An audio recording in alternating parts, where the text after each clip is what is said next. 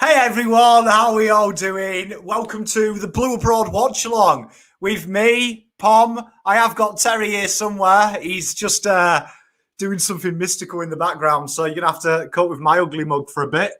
But we're watching Port Adelaide Geelong, so let me know if you are in chat. I can see Dustin Martin, Fan04, you've gone batshit crazy, haven't you?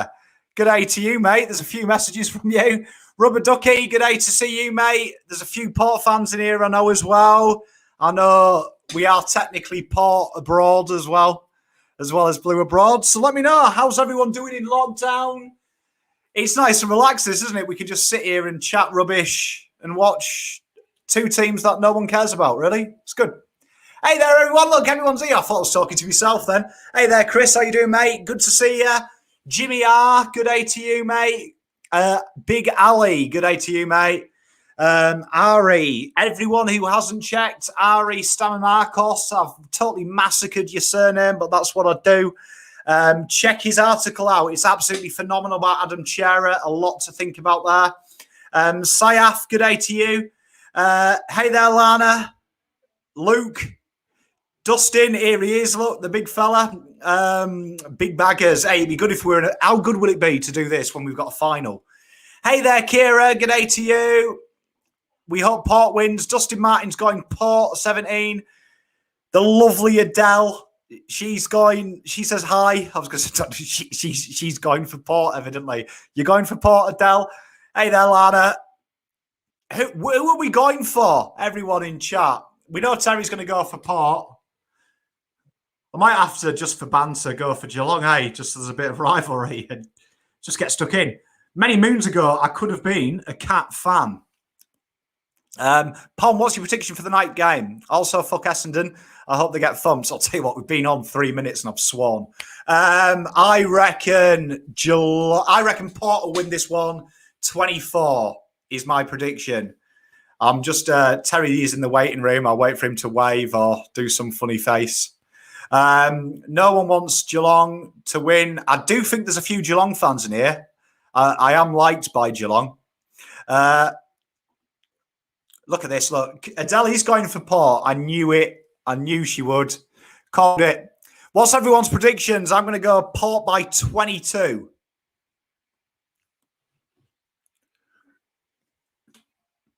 We need Port to win the flag, make the Nightingale runs. Not so bad. Kira's spot on. Oh, I forgot you can add yourself. Here he is. What's up, mate? Just fashionably late. Hey, tell you what, you're never late. You're just on time. Absolutely. How are we doing? Watch along vibes, mate. This is exciting. Hey, it is. It's a different vibe as well because you're not going to see me depressed. So I know. It's so weird watching a game of footy just for the game of footy as to what it is and what your draft stars team is. It's beautiful, isn't it? It's a beautiful vibe. This is what it'll be like, though, when we're good. You know, like no nerves. You just sit back and be like, oh, here comes another 50-point win. Man, I don't know what world you're living in, but we will definitely be stressed. Can you actually imagine us playing finals? The stress? Can you imagine the live watch along? Oh, mate. I get worked up when it's bottom four clash with Collingwood. Imagine a finals berth. Yeah. No, you know what it is? It's good to be able to switch off from the nice, Carlton isn't it? noise. I've been looking forward to this. Like there's a lot of Carlton noise going on, mate. There is a lot of Carlton noise going on, and it's cool to just watch the actual contenders do their thing and learn from them, you know? It does hurt, doesn't it, as well? Because like all these other clubs, they're focusing on finals and we're focusing on banter. Like, yeah. Do you know what I mean? Like, I can't wait till the year where another club is falling apart and we can be laughing while we're playing a final. Man, it's been 10 years, honestly. So talk to me about what happens in the chat tonight. How does it work? I just usually pick some comments. So okay. You'll get some abuse thrown at you. You'll get some love. Love it. It's basically it's a dream for a Pom. Like we get some opposition fans in and they'll say something. No, we love that. We love that. Wait, so we've got a few in. We've got Manny, who's Collingwood royalty. Look, Collingwood royalties And in the he house. is Collingwood royalty, a very passionate Blue Abroad fan, but from the Collingwood end. To be fair, though, you'd love to watch us the way we carry on and the rage that we show if you weren't a supporter. Oh, I mean, I don't think there's anything more brilliant for an Australian than seeing a POM get worked up. Yeah. I mean, it's a double entendre, isn't it? You hate Carlton and you hate POMs. It's a brilliant place to come. Yasu Manny, Yasu mate. So have we talked about predictions and like what we think is going to happen? Because I said 22 Port. Who were you saying? No, I think it'll be closer than that. I think it'll be Port by probably 10. Oh, yeah. Go on then, audience. Let us know what you think. Yeah, what do you think? Throw it in. Also, who's your finals team? Everyone's going to have a finals team that you're going to support. Who's yours? Matt Rasciuto's just been hit. I'm gonna back. I'm between Port and GWS because GWS are Carlton reserves. That's true. I love the I love the noise. I love the noise about not worrying about Chera and going on for Hopper instead. Did you see that? I don't know if anyone else has. It's posted on AFL Fox Footy. They've done the best 22 out of contract. There is some superstars in that. It's like Cam Guthrie, Aaron Hall. It's a final side. It is really good. I've been sending it around. I'll see if we can find it. But yeah, it's impressive. Who is everyone's in the chat? Dream target. Yes or no to Chera? Go on, we'll get a Carlton chat going. Yes or no to Chera? And how much is he worth?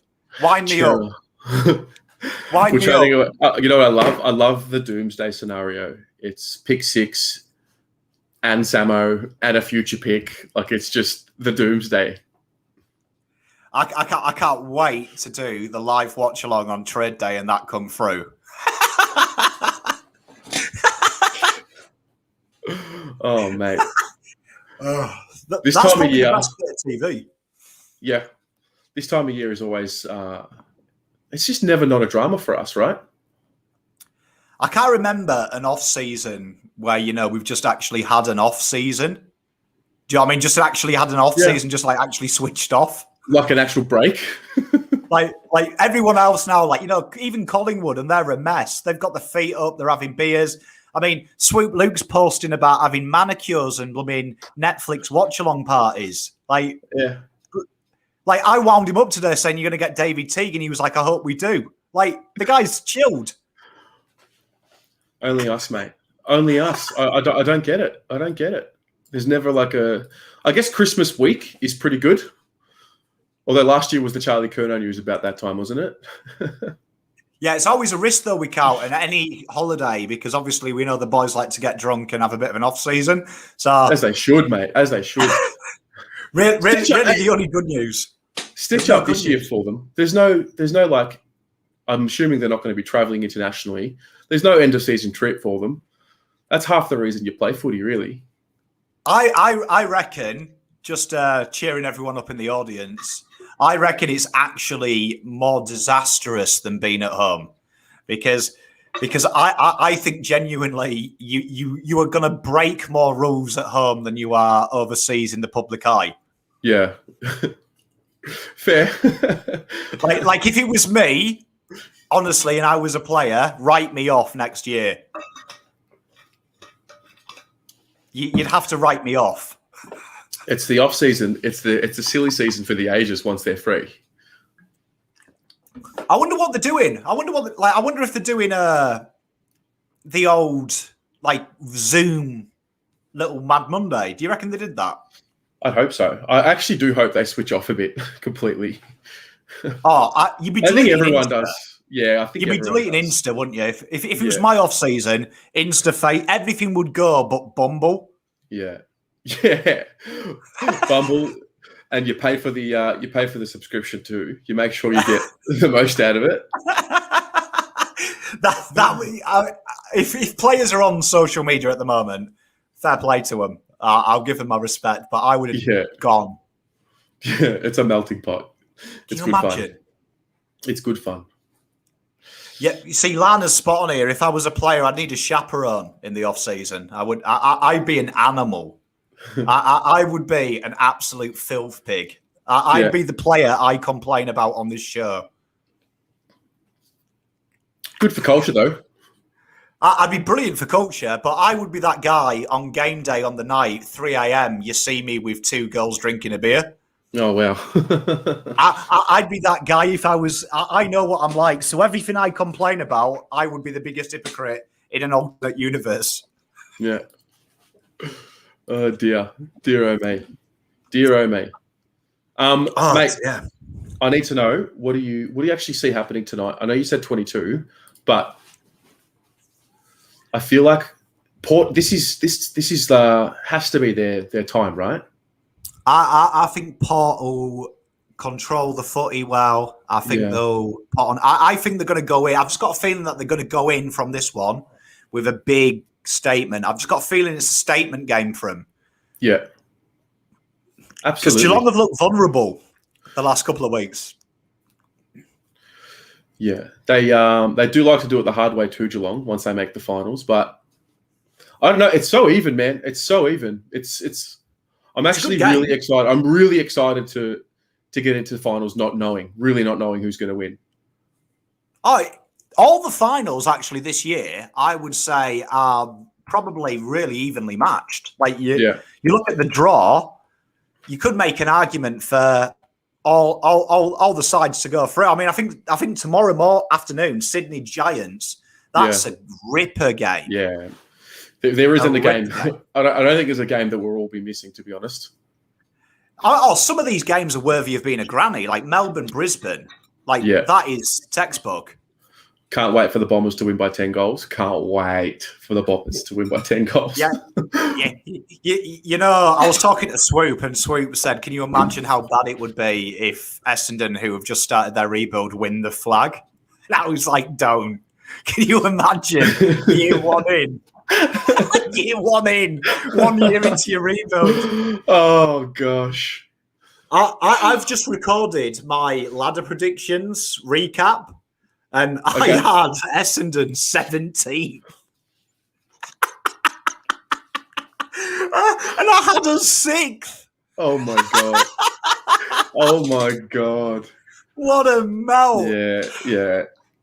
Look, we all got it. Well, not all of us. There are quite a few of us that didn't think we'd win 10 games this year. I was adamant. I've ripped myself in my own video, like proper mugged myself off. So I've put Essendon where we probably should be and counted where Essendon are. What a melt. Oh dear. Oh dear, oh me. I'm going to, just a spoiler for next year, my preview video, I'm going to have Carlton 18th. So it's a surprise. Yeah, just do everything to put the anti-Moz on us. I think it's my fault because I listened back to my video as well, and I'm like really strong. This is the year. You got sucked in. Look, mate, the thing is, we like to be and we want to be sucked in. I've got serious issues. I'm going to be honest. Yeah. like serious issues. Like honestly, I do it to myself. I do it to myself as well. I look back at my videos and laugh because I'm like, you're an idiot. You have to. Yeah, you have to. You have to. But listen, mate, it's your authentic truth, and that's what makes it what it is. It is an authentic documentation of how you are feeling. You know. Yeah, and I just think, and maybe even filtered as well. You know. Sometimes it is filtered as well. Like honestly, I'd like to see what I say off camera and record that and just put that out and be like, this is really what Pom's like. Mm. I'm looking forward to the draft, though. Is everyone else? Yeah. I love the draft. I'm pumped for the draft, mate. That is. Oh, you know what it is with the draft? I like to step back and just find out the information from everyone else because I know nothing about draft or trading or there's so much information out there. It becomes like a sifting game. Oh, yeah, it is. It's a really good draft this year as well. There's probably 10 blokes in there that are going to be really exciting. Yeah. I'm super looking forward to, I hate to say it, Nick Dacos. This kid, Honestly, he's the sex, man. He is the sex. He's brilliant. He's going to be grouse to watch. Alrighty. Finals time, Lachlan. You know it. You know it. Look at this. Here it is. There's something about a nighttime final as well, isn't there? It's like it's good. Oh yeah, it depends. I feel like if it's at the MCG, I love a day game like a day final at the MCG. Maybe even like what we had against Essendon, that time slot, that 3:20 time slot. You see, I just think there's something about a nighttime game though. Floodlights, you know, the atmosphere. It's cold. Anticipation. It's the perfect time because if you win, you're going to be drinking heavily. If you lose, you're going to be drinking really heavy as well. It's like a beautiful moment in your life. Drink responsibly, children. True. Here we go. The first trigger. Carlton has as much of a chance of making finals than Wiedering has making the final AA team. Oh, come on, Saint. It's meant to be a... To be fair, I thought he was a lock. I thought Walsh was the 50-50 because of all the talent in the midfield. I felt the exact same. I thought if they're going to snub anyone, it'd be Sam Walsh for one of these mids. Yeah, and then when he got named, I was like, Jesus. That's crazy, isn't it? 2 All-Australians, and it's a bad year. Like, it's kind of just weird how you are as a Carlton fan, isn't it? 2 AAs, you would have probably said finals. True. Like, crazy. Like, this club is bants. So bants. Do you play... Wait, where are you right now with the game? Is it synced up? Are you just live on KO? Yeah, I've got, what's it called? I've got them all stood for the national anthem, I presume. Love it. Lockie Henderson there, he's gone with his arms in front of his body, which technically is disrespectful, my pop used to tell me in a national anthem. Why is that? Just is meant to be disrespectful. You're meant to have meant to be open, your heart, either on your hand on your heart or you're facing out. He used to just tell me off. See, look. Have a look at these Warriors, mate. Look at these Warriors. Love it. Doing it right. Oh, that's interesting story about the Australian national anthem. When we were at a Christmas concert, no words of a lie. My daughter was singing a song and it was Advanced Australia Fair. And I turned to my wife and I'm like, the fuck song she's singing? So he's like, it's the national anthem, you idiot. And I was like, I thought it was Waltzing Matilda. Oh dear.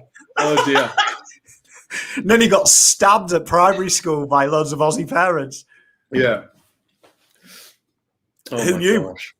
Wow, that national anthem's giving me tingles, mate. I'm loving that. This is what it's all about, it's a beautiful, beautiful answer. Yeah. It's a beautiful anthem. It is a beautiful anthem. Yeah. But wait, they'll definitely be singing Never Tear Us Apart. Yeah. We need something like that. We need that to become a thing in the league. I love that. The people chanting in unison. It's beautiful.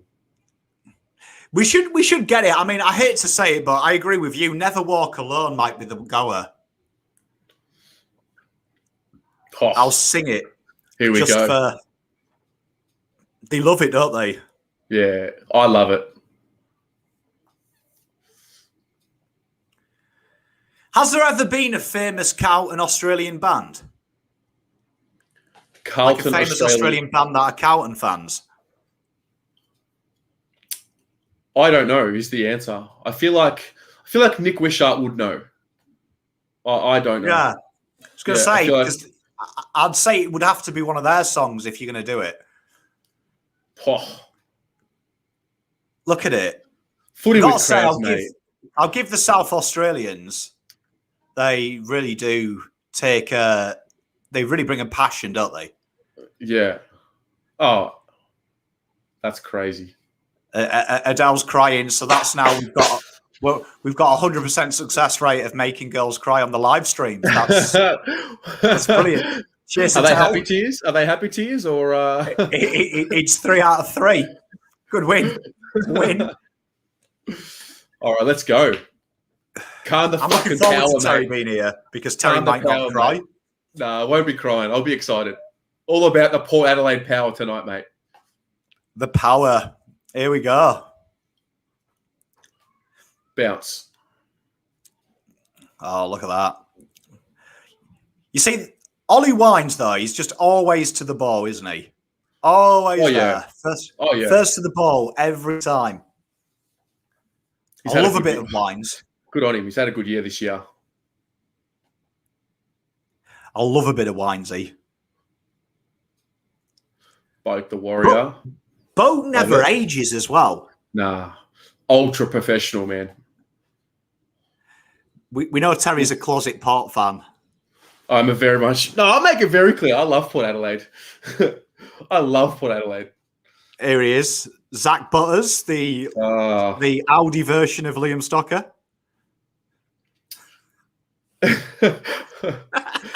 I love Stocks, but Zach Butters is sick in the head. It's so good to watch him play Stocks. If you're watching Stocks, I'd rather have you, bro. Look at this. Cleaning up. You know, this is something that annoys me about the top teams is how composed they don't go straight back inside 50. They've reset. True. So like, true. we would have just booted that back into 50. Oof. Going to see a bit of transition defense as well here. Oh. A lot of space. No way. Unlucky. Tell you what, though. It's how nice is it to see a mistake and not be bothered? That's the calmest I've been all year. Oh, so true. Of course, Pom loves a wine. Mate, I like wine and I like having a wine as well. Stuart, yeah, you've got me down pat. If I'm not moaning, I'm drinking. If I'm not drinking, I'm moaning. It's either one or the other. Look at this. What's Terry drinking? I'm drinking water. Is Terry drinking water? Yeah, mate. On the water. The Medicina. The water. We are the most miserable Friday night watch-alongs ever. 2 waters. Oh, dear. There's not been any talk about old mate Voss, has there? Because it's gone quiet for Collingwood as well, hasn't it, Michael Voss? Well, the thing about Collingwood is it's all tight-lipped over there. You don't know what's going on. Either that or I'm not tuning in. how Alia, right, is so good. I love a bit of Alia. Yeah. Like, I understand the frustration, but this is what happens when you finish 13th. Silly things like these happen to the guys that should make it. Pom, didn't you say Nick Dacos is better than Walsh, right? Mr. Swooploop twisted the facts of what I said, and for some reason, Carlton fans don't listen to Swooploop apart from that one sentence he said. I did not say that, no. I did not say that. I said that he's better offensively than Walsh was at that age. He's got a better offensive game. That's not like Swoop to do that. But Swoop did twist it to say he would be better than Sam Walsh. I'm going out and buying a Nick Dacos shirt. Like, he went mental, and everyone remembers it. Yeah. I mean, did you hear Swoop Luke's rap? Have a word with yourself.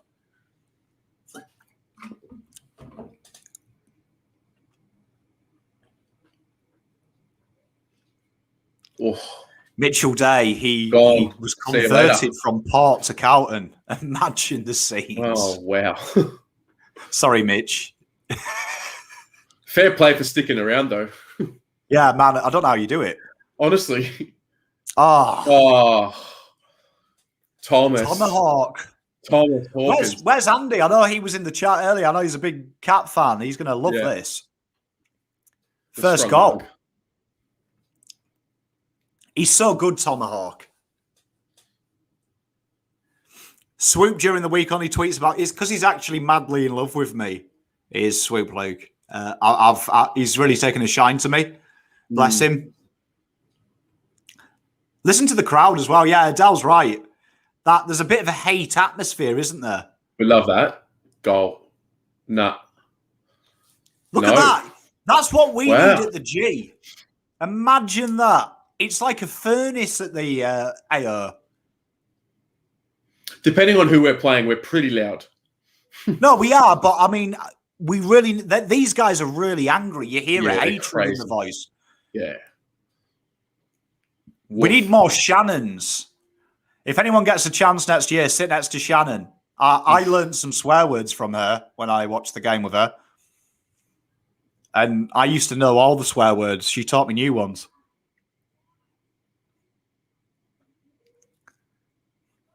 It's got a real finals feel. Yeah, I was about to say that. It's tough footy out here. You see, I know this is a stupid comment, and I can see myself drinking the Kool-Aid. I actually think we'll be a good final side because we're good at ugly football. Naturally, they've learned it for 7 years. That's all I know. Oh, look at him! He's paid it, mate. Tackles that stick. Simple. Tackles that stick. How does he get that kick away? Well. Here it is. It's his first game back, Duncan, isn't it? Yeah, that's what I love about Butters as well. He always finds a way to get in front of his man. Like, he's just a tenacious little git. Yeah. We should trade for Zach Butters. Can you imagine Zach Butters in our team with Liam Stocker? Look at him. There he is. Look at him go, mate. He's everywhere. Look, he just loves it, doesn't he? Like that guy. Yeah. This is great. Like you know, Zach Butters stole a lot of kids' lunch monies. Yeah. Like, I feel like everyone would have been. Yeah, everyone would have been friends with him. He was the guy when you were being bullied, you'd go and talk to. Look how good Lear is. Imagine him and Wheater in the same side. Yeah. What a pickup from by them. He's unbelievable as well. Like, good trading by them. I love Lear though. He's like one of them players that you just like. I don't know why. You just want him to do well. He's a great story. He really is. Oh, look at the composure. This is what I love about these top 4 sides in the league. Their ability to spread. Yeah. Even when they're not playing well, they still find a way. No, you can't hate on Lear. It's not his fault. It's not his fault that Carlton finished where they did. Well, it partly is. He really dominated us.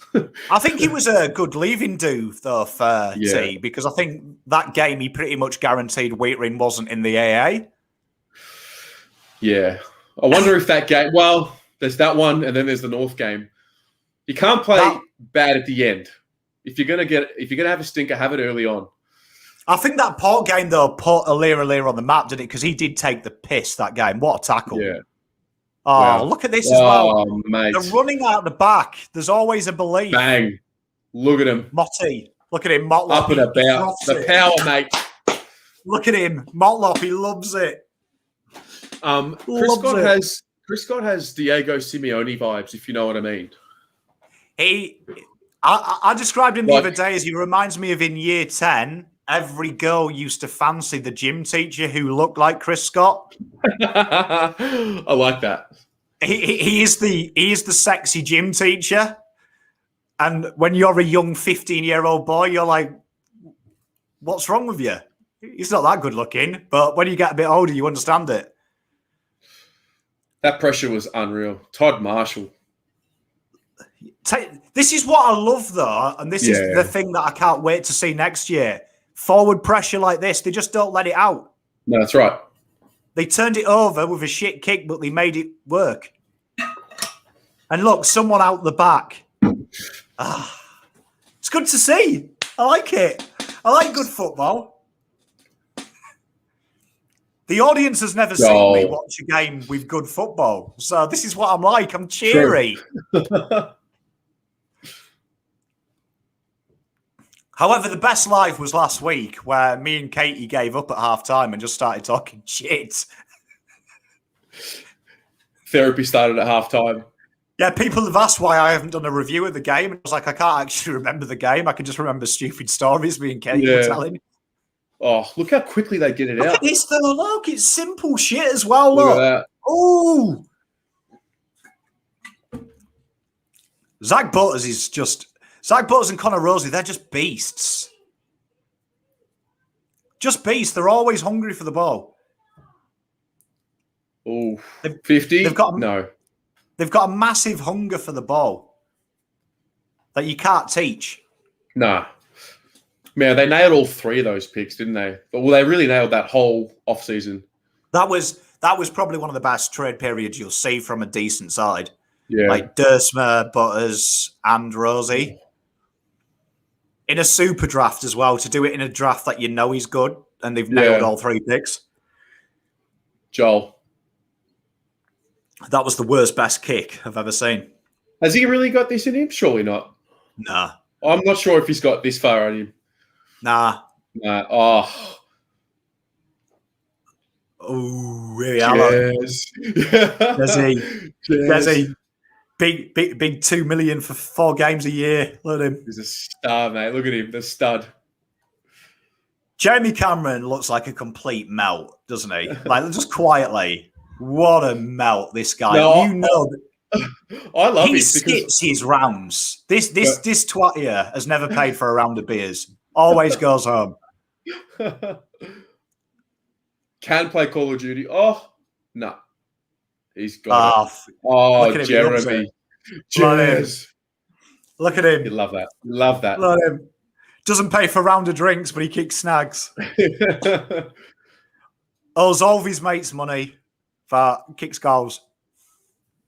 Look at him. He just looks tight. He looks like the kind of guy, like, I guarantee he's on like what, $1.5 million a year. Guaranteed he still shops at like budget. Like he's still penny scrimping, tells his missus off not putting the lids on milk. Guaranteed. He's really accustomed himself to the Geelong style. Look at him. Tell you what though, I'm bagging him, but I would have him in my team. Yeah. I was just thinking there as I'm watching him, there was a period before Harry became what he is now, where I'm like, fuck, I'd love a Jeremy Cameron type. Harry's going to be okay. Harry's going to hold his own in that group. Oof, in the back. Tell you what, though, what I love about Port is they tackle with intent. They do. Like, Danger will remember that. Even though that's a free, he'll remember that cost him. He didn't He's got William it. Drew on his ass all night, bro. Liam, he's a piss taker. I love a bit of Lear. Can we get him? Trade for Jones. Trade for Jones. I mean, I think that's a fair trade. I think I would take that. I love Lear. How old's Lear? He's like, what, 26? Really? If that, I would say he's not old. Well, technically, that is old, isn't it? How old is it? Let's have a look. 26, like that. Spot on. Got a feel for the age, mate. I like it. Yeah, big. Evidently, as well, big Kenyan as well. Kenyan born. Is he really? Which is huge for a Kenyan. Beautiful part of the world. Oh, Dersma. Robbie. Elite. Kick it. What a goal. Oh, Robbie Gray. He's a player that every team needs, that wily old head. Yeah. What a career, man. What a career. I wonder who that is going to be for Carlton. Who do you reckon that is now on our list? Who's going to be the wily old head? Josh Honey? Oh, you mean like right now? Yeah, like now. It was meant to be Murph, wasn't it? But he's gone. It's Curnow, no? It's going to have to be Ed, isn't it? Ed half forward. Curnow. Ed half forward. It can really only be Curnow or Liam Jones, right? They're the only two guys over 30. Yeah, well, we've gone from being slightly old to now a real baby side. Yeah. Black Rat, Toby Green is a modern day Robbie Gray. I totally agree with that. Can you imagine getting Toby Green? Imagine the Carlton fans if they get Ross Lyon and Toby Green in the same calendar. Some people will actually lose their minds if that happen. But we've got Charlie Curnow. Oh, yeah, we've got Charlie Curnow. I love Charlie. This is what I love about Alia. He's great on the ground as well. Brick wall. Kenny. Love a bit of Ken Hinkley too. Straight down the line. Tells you how it is. Yeah, mocks Carlton. Don't blame him. That's my favourite press conference of the year, that, just quietly. Yeah, we knew we had him beat. we iced the game at half time. And then poor David Teague has still done his press conference that he thought it was competitive right till the end after Ken's just mugged him off. That's a rough free kick. Hamish, nobody likes Toby Green. I like Toby Green. I really like Toby Green. I reckon one of his mum or his dad likes Toby Green as well. Surely. Levi will be picked up by a top team, I reckon. He is leaving, right? He's definitely leaving us, right? What do you mean top team? Like define top team? Like top if you reverse the ladder, maybe? Yeah, I don't know. I don't think he'll go to anyone that finished above us this year, is my POM call. You watch him go for Richmond and kick 70 next year. Mm. Ooh. Ollie Look at that. The follow-up, though, so Ollie good. Wines. Follow-up is so good. Oh. Dixon's mugged him right off there. Oh, look at this. The running in the head of the ball. Wow. Oh. Oh. Oh. He's had a good year too, hasn't he? Tell you, part of just quietly blooded a lot of younger players. They have. Like, got quite the list. No one's talking about them this year in the final series as well. No one's giving them really a prayer. It's all Melbourne. Doggies. But I think Port are going to quietly go about their business. I'm pretty confident that they'll make the prelim. I think it'll be. I think these guys will win it. Yeah, I've got a feeling it's that just they win it. Matt, I hope they win it. I hope they win it. I'd love to see them win it. It'd be good for football. Yeah, Interstate side win it. I mean, the good news is it's not going to be Richmond again, so I don't have to hear Bobby talk about 5-peats and shit. Drew is Port's stocker. Give it 12 months, you'll see. I like that. I like that. I like that call. The competitive beast. Stocky. I love Stocker. What a mark. I love Stocker's post at the end of the year as well, thanking the fans. And what you love to see it from your players there. You love to see it. Oh, never seen. Mate. Look at this, Stuart. Never seen Terry so calm. This is what it's like when you don't have to watch Carlton. So calm.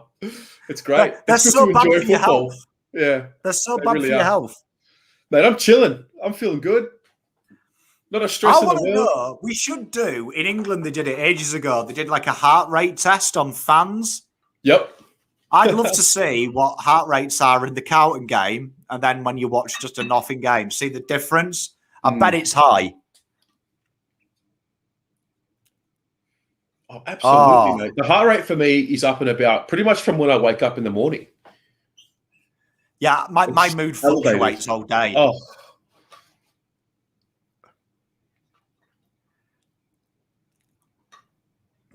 Tell you what, this is a ripping opening 12 minutes. You love the finals. Have Adelaide got any restrictions? Are they in lockdown or anything? Or are they just like literally allowed to do anything they want with masks? I actually couldn't tell you with certainty.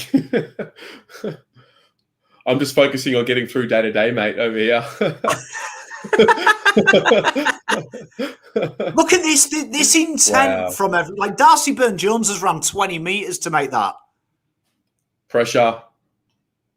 Oh. Look at that. He raised his shoulder. I thought he raised his shoulder. Oh, behave, I Umps. thought he raised his shoulder.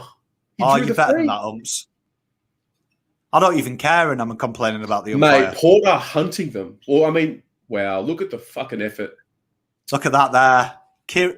Mia's there, bricked himself. He heard the footsteps. Look at this, though. They pounce on the ball as well. They're all there. So look at the run. Loads of options. Chose the wrong one, but loads of options. Yeah. I love it. It's nice to see a team move. Adele, Umps love. Tell you what, Adele's just, she's into this game. I rate this. She's got into this. Mate, heavily invested is Adele. She's doing well. We've ruined her life by making us fuck out. And we're really sorry. It's not too late. It really isn't. You can switch. We'll let you. Nah, mate. The club gets you. Once the club gets you, there's no escaping it. Yeah, there's nothing better than spending most of your time on the borderline of losing your mind, honestly. It's how I like to live. What's going on there? Oh, look at this.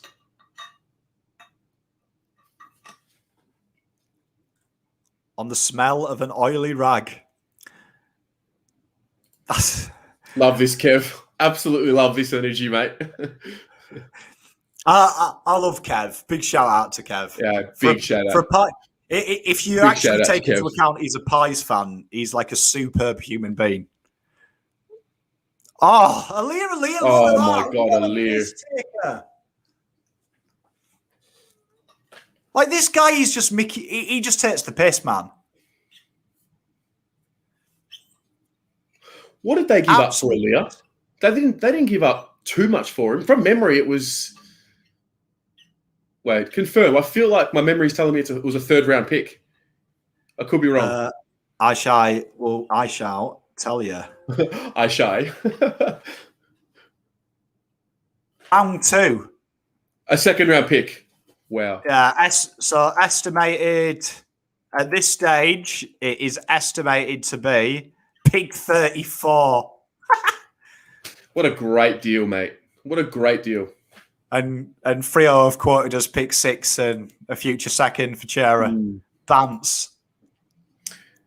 Can you please tell us Todd Marshall's story? I don't know his story, to be honest. Hey, TD. Oh, you. Yeah. That'd be me, mate. It took a while. My brain was like, who? He's playing a bit like Cooter in the 99. He'll kick this. Yeah, he's got it. Nah, he's absolutely not missing that. Look at Hawkins. He loves it, doesn't he? Champion, mate. He's a champion. He looks like he looks like a proper farmer as well. Look at Scott. He picks the phone up. See? Pick the phone up. Love to see it. Love to see it. He's watched your video. There's been some iconic moments, though, this year at Carlton. Like, my favourite was after the Port game, where it was like a meme in itself when David Teague was just reading the papers on his own. like quality Vance. I love my football club. Bucks in the frame for stunning Blues coaching comeback. Bucks. I've heard this. Like, I don't know if it's a wind-up, but can you just imagine the banter if Carlton pick up the sacked Collingwood coach as the new coach? When everyone's saying stop doing the same thing, that would be the ultimate piss take. Like, the ultimate piss take. It'll be funny, though, if they do it. Like, honestly, I won't even be angry. I'll laugh. There's my promise. I won't even be angry if we get Buckley. I'll see the humour in it, and I'll have a good chuckle.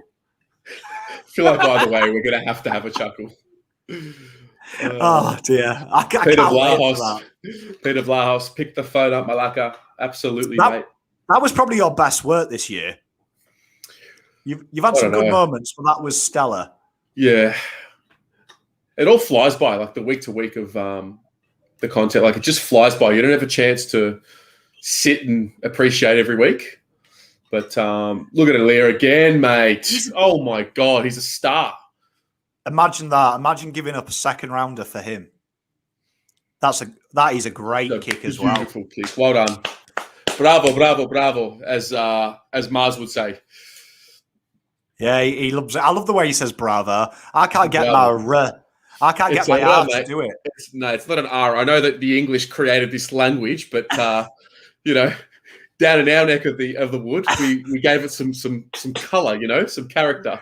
Yeah, I was going to say the R's just don't do that for me. Yeah. It is pretty impressive. Look at this. What do you think about Peter Ladhams as like a Levi replacement? But like we've got to replace that role on the list, right? I really like him. Look, he's just nailed that. He can play a variety of roles, and again, he comes from a team, doesn't he? Yeah. That plays good football, so he's going to bring standards. I mean, I think the biggest thing, and Carl's has nailed this. Was it Carl's who said that he killed us last year? Oh, Mitchell did last year. Yeah. Do you remember? Mitchell said it. Yeah. Because last year I said that he was Mickey Mouse. He wasn't even a proper player, and he turned into Brody Grundy. I never forget. That. I never forget my bad calls. Because the thing with Levi is the role, what he does. We absolutely need it, and I think that's probably why we played him for as long as what we did, because it's an important role. And I don't know if Jack's the long-term solution in that role. I think Ladhams. I think the Maribor Chol. I think all these players would fall into that category because they can play the role, the part-time role, just very well as well. Yeah, where Levi kind of was average. These guys can go big. Oh, hot footy! Look at it go, mate. Black Karat says Aaliyah's quarter by the commentators was pretty good. Jesus, if they're saying it's pretty good, I hate to see what amazing is. Like Aaliyah's playing like he's playing Carlton. I mean, and he turned into Stephen Silvani against us.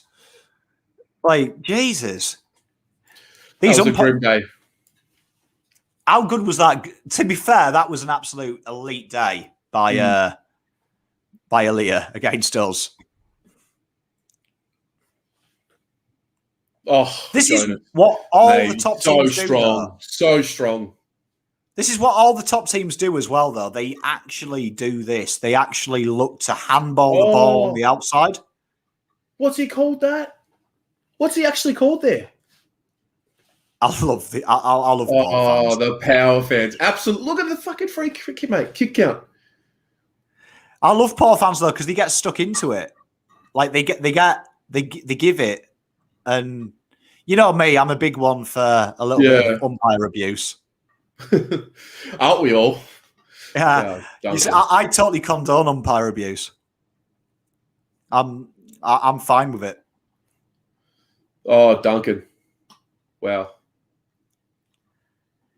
It annoys me when I watch teams use the handball. It actually depresses me a little bit. Oh, well done. Yeah, it depresses. The handball depresses me because it's my favourite thing in football. You love that fast run and gun style? Yeah, I like to see the ball being in motion. I don't like to see it slow down. Okay. I'm not a fan of the game slowing down. But all the teams use it. It's like their little get out of jail free card. Look, handballs. It's amazing what a handball does. Oh, he chased him down. It's good pressure. It's good footy, mate. It gets you out of trouble, though, very quickly. Like, this is where Geelong, I think, come unstuck because they slow down. It just allows Port to get right back into position. And this is like what Carlton do. We aren't as good as Geelong. Yeah, they forced that there, Port. Not a good kick. They got into each other there like that. Nothing wrong with that. This is going to be, I reckon this could be a real good game, this. Because it'll open up some point. Oh, he's taking it on. No. A 19-goal streak. I don't think you'll ever see that again, to be honest. Carls, I thought, oh, Aaliyah. Are they? He's just a melt. He's just taking pretty the piss. good, a pretty good quarter, they say. Here we are, look at this. So they're going to... Oh, Look at that as well, running out the back. Orazio. That's why you bring him to the club. Great goal. Look at that. This is what winds me up. Every forward lives out the back of a pack. And Orazio was on his own there. He could have had a cup of tea and still kicked a goal. Goal, goal, goal, goal, goal. Orazio. He's another player that they paid like next to out for. But Paul might be the trade geniuses just quietly. Have a pretty good record now. They really do. Mate, they're a good club. They are a good club. I've just checked. They paid 29 and 52 and got 73 back. So they played, that equates to a second rounder for Orazio. You think all that experience, guaranteed goals, not a bad deal. And a veteran too. He's been in the system for quite a while.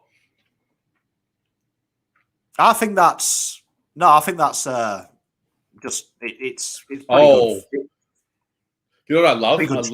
I love when the umpire muffs the bounce. I like the noise that the umpires make. It's my favourite thing I hear. The grunting. Yeah, it's the first thing I remember. Good footy. Good footy. Good quarter. Good it's quarter. The first thing I remember when I came over here. That was when I first saw a boundary throw. Yeah. And I was like, what is that the most impractical way of restarting a game? Bit of biff here. Love to see it. Look at it. Alia, pretty good quarter there. Just he's taken the complete piss all game, but pretty good. That's unbelievable, that trade. 36 for him. 36 for Alia. Is it because he couldn't get a game at Sydney, or they didn't want to extend him for long enough? Because he's a handy player. He was in and out of the side, wasn't he? And yeah. They reckoned he was still under development, and then Port have just slotted him in as that third intercepting tall, and he's just taken the piss. Yeah, well, last year they were playing, what's his name? Jared Leanett. They were playing him as that third tall. It's amazing what happens when you see like a successful trade where they've targeted a specific position and they've pulled it off. It's quite nice to see it happen to other teams. I wish it would happen with us. Oh, you can see what they've done there. They've paid that on potential, and they've backed their judgment in. And absolutely, what I love about Port's backline as well, it's small, and every side plays into the trap. It's small. I heard Carlton fans when I did my preview, when I did the scouting report. Oh, we should dominate. We've got Harry. That's what they want you to think, because they set up so you kick it into it. Yeah. And they just rely on their skills to spoil or intercept, and you look stupid, don't you? You look really stupid when you're kicking it into their backline. Yeah. Like, unbelievable. Yeah. Who'd you have as the standout for that quarter? Alia. Yeah, I thought so. I thought it was pretty clear.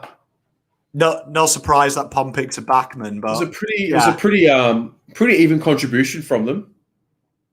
Oh, 100%. It was close, but I just think Alia is something else. Yeah.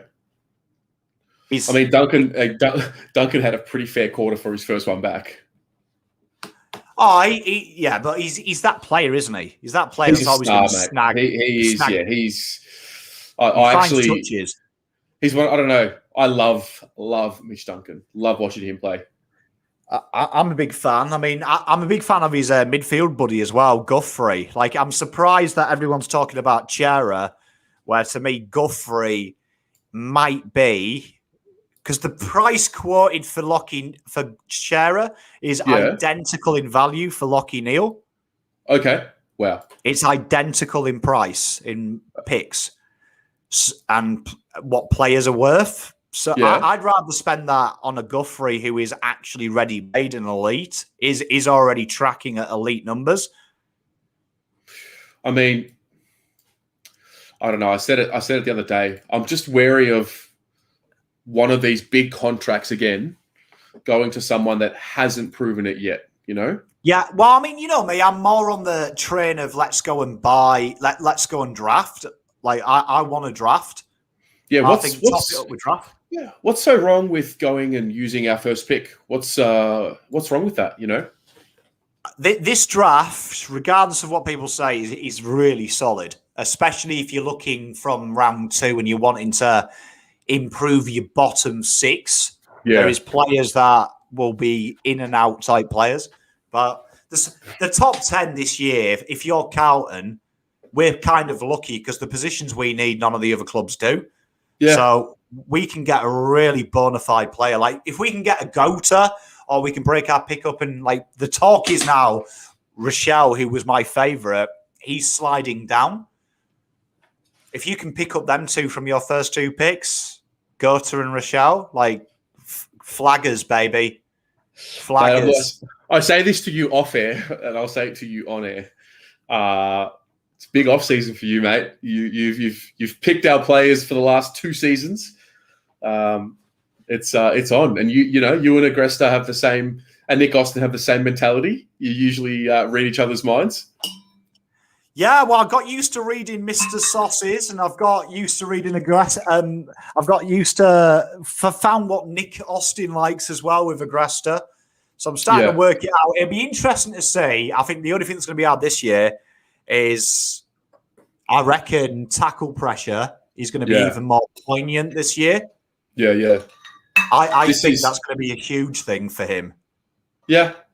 If it's line. Do you know who this Stephen is? Do you know who this Stephen R is? Where? Comment on the screen. It's the OG. Oh, is that the Steve? That's the Stevie. Stevie! Why is he not here anymore? He's waiting until we're, giving him a reason to come back in the fold, you know? He's hurting like the rest of us. Yeah, but we need him. Like, he needs to realise, like, you sometimes have to entertain us even though we're depressed. You've got to sacrifice what you want for the greater good. Very true. Andrew's in the chat. He's a Geelong man. Andrew from the AFL Evolution days here on the channel. The GOAT, are you still on top of the rankings? He won't be far off. I think Aussie Tiger has reclaimed that throne from memory. Wow, because Andy was ahead by a lot. I mean, I haven't played in a long time, but I remember there was a period there where Andy was up the top for a long time. Oh yeah, and then he retired and he actually came back as well. Fair play to Andy. Andy is pretty good at this old game. As far as I know, he's the Jordan. He's the GOAT, the OG. I would say probably he is the best ever to play the game. Love it. Love that. He's the Ablett senior. He's the Ablett senior of the game. All right, let's go. Quarter 2.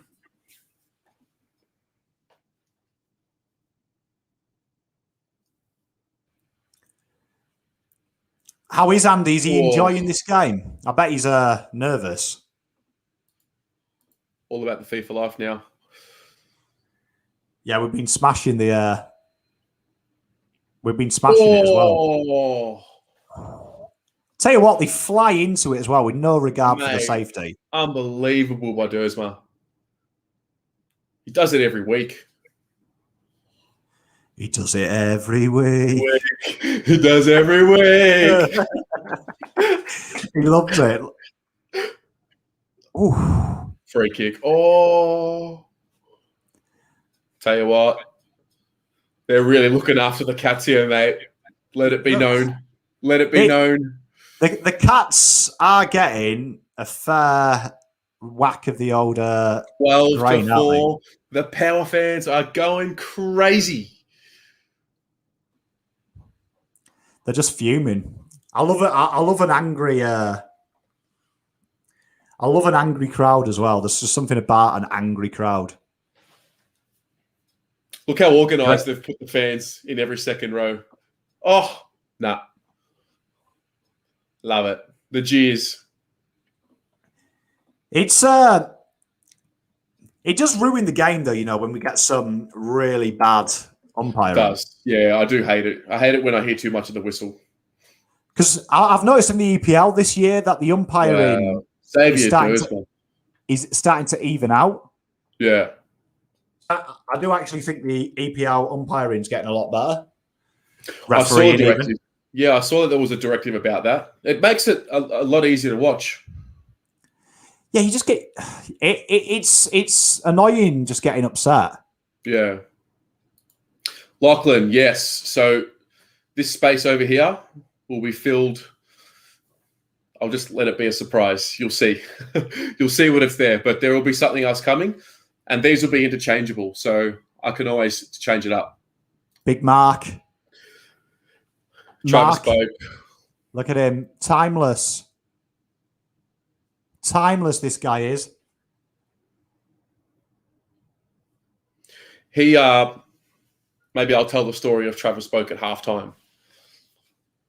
He's one of your boys, isn't he? He is, yes. All class. Spent a lot of time with Port Adelaide in China, running around with them. He's missed it. Bokey.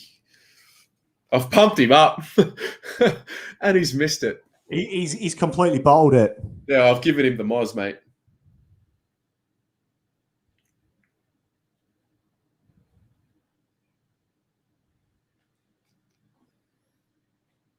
It's Ollie.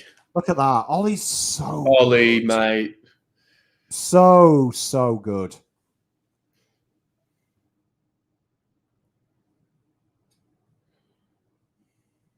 Tell you what, the game's starting to. You can see the game is slowly starting to open up. Wow, another one to Geelong. It's Oh, happening. This is like someone.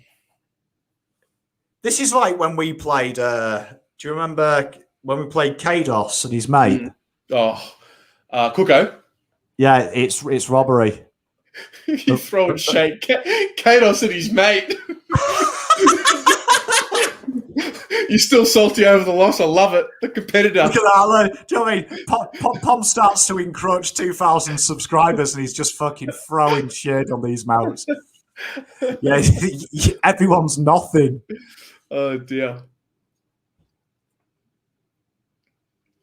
Andrew, as a Geelong supporter, this is ridiculous. Yeah, I'm not going to lie, man. The free kick count there's something going on here. Tell you what, can you imagine if this was a Carlton game?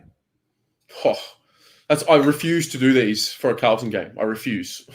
Why? It's the best. I like watching these back, and realising that I get a little bit upset. So in my mind, I'm really calm. Yeah, no, I've got my setup. It's my time. It's my special time. One of the girls at work watched it, and she says that I'm a real quiet individual at work. Yeah, like really level-headed, and she's seeing me swear and call people. Yeah, and I'm like, it's a facade. This is the real me. You're like, this is the real me. The one of you that get at work, you don't get this one. Absolutely. I should bring him out. Can't really chance at work though. I should do it. I should start bringing chance to work. That'll boost team morale. Can't Dick go. Right. He's got to kick this. $700,000 player, the big signing. Oh, it's a shank. Oh, Lana, the Pom and Swoop watch along was gold. Absolutely. Don't get me wrong. I love watching a watch along. I just with the Carlton game, but I won't be a part of it because I just don't know if I can control myself. That was you kind of just gotta embrace that you can control yourself, and you just make sure that you've got like a little rule of which you're not gonna take your mind to, and you're all right. Yeah. Oh, what a tackle! Oh, tell you what, that forward pressure. That forward pressure is more fun to watch than my wedding night videos. Tell you, it's the Port Adelaide aggression, mate. The ruthless aggression. Look at Lockie Henderson. He hasn't got a Scooby. Look at him. No, he's got no idea. He's lost. Wow. Taxi. What a melt he is, just quietly. Who? Lockie Henderson. Complete meltville, that guy. Got a little bit too hard for him, did it? At Carlton, didn't handle the feedback that Mick was giving him. Yeah, he had a bit of a cry, didn't he? A bit of a suck. No, to be fair to him, he played well in our finals. It was a shame that it ended the way it did. But he stepped up for us when he played in finals. Oh, 100%. Helena, spot on. Having real FOMO watching this. FOMO. Tell you what, this is a great game, though. Great game of footy. Look at Port. Like, they're just always there. Oh. Chris Beach, I know the Henderson family boys. Just pass on my regards from Pom. Say you're all a pair of melts. Tell him I'll give him a call next time I have a kebab. Oh, dear. That's the best thing about being on these live streams. If you are an opposition fan and you want to get involved, yeah, if there's anyone that you don't like in your fan group, Pom will probably call them out at the end of the game. So yeah, we provide that service at Blue Abroad for free. That's yeah. It's a one-stop shop. Like every so often when I'm bored, I go through my DMs that day. It's proper fire. Look at the shepherding. It was a good day. Free kick. Oh! Tell you what. I thought that was a Freda Rosie. He's stiff there. You can hear the fans Have as a well. listen to him. Get into him. Love it. Oh. I'd love to be there because I reckon you hear he's been doing it all day umpire quite a bit. Yeah. My favourite Aussie phrase at a game of football, that. Mate, those boos, it all day. Those boos are deafening. See, they're not as good as our cheer squad, though. Our cheer squad would still put these melts to shame. Matty DeLuca. No, I will not be back in the Bombers on Sunday, mate. Not happening. Not from my end. Matt, be nice. We're doing our EPL. We're doing our NBA draft as we speak. Matt's in my league, and I told him we're supporting Port, and he's throwing shade. You're better than that, Matty. He just dropped that.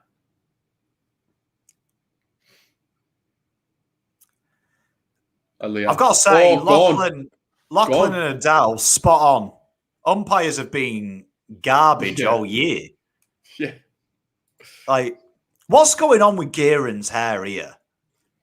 Brian Myers loves to play Carlton. He looks like an absolute shit predator. It's like he's half-arsed his Halloween costume.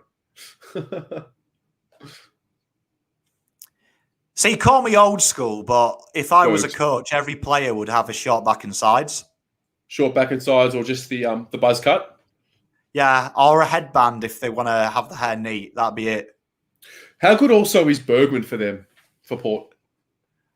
Oh, mate, their entire list as well. You look at actually their list as a whole. It's so well balanced. I'm a big Bergs fan. He hasn't touched it much this game, but he's had a good year. I think you look at their side, it's so well balanced. Their list is so beautifully balanced. It's a good list. Ari, Pom, get the Mia's haircut. Oh, get the Mia's haircut, mate. I don't know. It's very long now for me. I don't know if I could. What is that called? I'm that old. What is it? Like dreadlocks? Is it? Josh White went to school with Bergman. Love that. I'll get his haircut if Carlton make the 8. Fantasia. That's a great shout by Ben. He does look like Zach De La Rocha. What a goal! He does look like Zach De La Rocha, Ben. Yeah, I'll do it. I'll get the haircut if Carlton make the 8. I'll get the haircut. I'll wear it for finals. Looks like I'm growing my hair out. We'll stream the grand final. Why not? The granny? I don't know. We'll see. I'll stream it. I'll you put my could hand stream up. it. Yeah, fuck I'll yeah. put my hand up. I mean, if you guys enjoy the watch-alongs, by all means, Pom, get around it, mate. I love a watch along. Tell you, it's. I would be sat in the living room on my own if it wasn't for you guys, just looking all biscuit ass. I look like David Teague at the final siren of his last game, just miserable, needing a pet. You know. Wow, look at the passion, mate. Look at the passion. Him. Go on, son, get around it. it. Yeah, you'll love to see it. Talking about passion, this weekend, the biggest game of them all, though, in world sport, Rangers Celtic. If you've ever wanted to see 11 Scotsmen destroy the hopes and dreams of a chubby Australian in Scotland, you'll see it as we smash Celtic. Poor Ange. Where He's is the not game? a Carlton fan this weekend. Where's the game? Saturday. No, where? It's at Ibrox, this one. Oh, Connor, could be Fitty. It's a home game for us. No Fitty. Yeah, it's a home game. And he makes it hard as well because Ange evidently is a huge Carlton fan, I've been told. Well, he's part of the panel that decided Brendan Bolton would be our coach, right? So, I mean, yeah, if I can't hate the guy anymore, he joined Celtic. So, unfortunately, I don't like to bag a Carlton person, and I am against it. But, yeah, the guy ain't going to get any love from Pom. Is that tough? Wow. Oh, no. Just remember that there is someone that's paid a lot of money in the AFL who told you that Rosie is better than Walsh. Like that's thinking. Oh, they're giving him love. They're giving this bloke some love. Mate, it's what you want to see. Like that's what it's all about, honestly.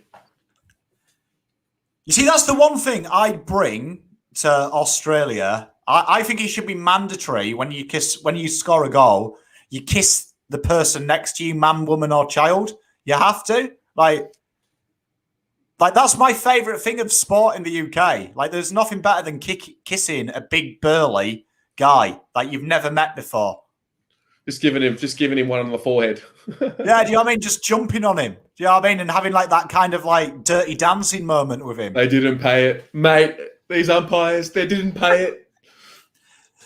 The best thing to do in the UK is, and it happened to me once in a game, you're at the urinal and a goal goes in early and you celebrate while you're having a wee. There is nothing better than being sprayed by another person's wee while you're celebrating a goal. Yeah, you've made it. Honestly, telling you, everyone try it. It's the ultimate bonding experience with another human being. Oh, no. A hammy. Oh, he's hammy. done. That's it. Game over. Pack your bags, fellas. War's over. I mean, it's a handy sub. I mean, it's not a bad gig. It's not a bad sub to have, sorry. Grind. It's not bad, is it? Sean Higgins coming on. That's a good kick. Yeah, they've got to respond here, Geelong, mate. They've got to respond. Here we are, big black carrots. You should come. Mate, I'd love to go to Adelaide. I've heard Adelaide's rough, and because I come from a real rough part of the UK, mate, if it's as rough as a badger's arsehole, I'm in. I like it. They're my people. Like, if you count beans on toast as a meal, you're my kind of person. Can't Jezza. Look at this. Tell you what, Port have blown this out. Oh. Unlucky. No good, mate. Lana evidently doesn't like the idea of celebrating at the toilet. Lana, don't knock it till you've tried it, honestly. It's a very Pom thing. Physical affection with randoms during sport. So you're a Leo. Oh, that's a falcon. That is a falcon. That could have been high, yeah. Look at these crunching tackles. Dangerfield's always getting that call. Look, I love the way Dangerfield's hard after he wins the free kick as well. Yeah. Dangerfield was that kid at school that would call you names under his breath, you retaliate, and then he'd tell the teacher. Absolute melt of a bloke. He's another one who's never bought a pint, never paid for a round. Never. Never. I never forget last year during COVID, and he was talking about how tough it was for the footballers. And then, like 2 days later, he was proudly announcing that he'd obviously spent about 50k on a fucking kwai pond. I mean, how much of a melt do you have to be to buy a fishing pond? Have you tried it? Fish? Have you fished before? Yeah, sea fishing, because I'm not a melt. Fishing in your back garden. Imagine it. Imagine it. Dear, times have changed since I was a kid. Pom's hair looks like the bloke out of the old London band Carter. Hey, tell you what, let's give that a Google. What's that? All right, I'm looking it up. Jeff, my Kiwi friend. Jesus. You know what? Ironically, I used to have a hairstyle like that when I was about 15, where I had my entire head shaved, but my fringe. Bug, Trav. Look at him. Do I sunburn easy? Of course I do. I'm a pom. This light's giving me a suntan. That was all Travis spoke. That was all Travis spoke there. You know, Silix is spot on here. They are very quick on the rebound, just so quick on transition. Yeah. Because they do this thing about handballs. What about river fishing? Tell you what, it's turned into Rex Hunt fishing, this.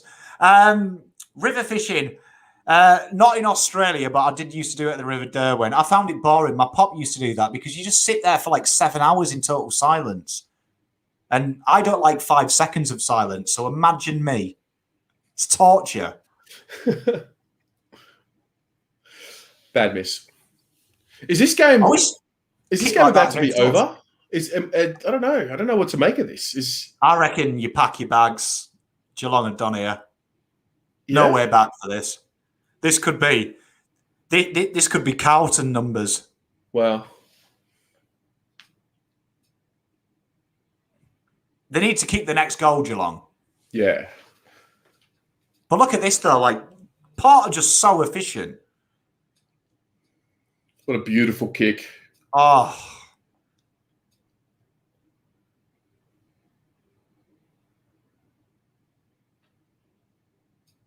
Ambitious there from very ambitious. Oh dear. Good day to Jeff as well, all the way from New Zealand as well. Good evening, Jeff. Good to have you here, mate. Pom, Oz, or Britain? In reference to what? Are we talking the Ashes here? That's the question we always get. Who else supporting the Ashes? Oh. Look at this, though. They never let you get the ball. What a kick. What a kick. Oh. Hey! Oh, wow. There's no way he's paying that. No way. God.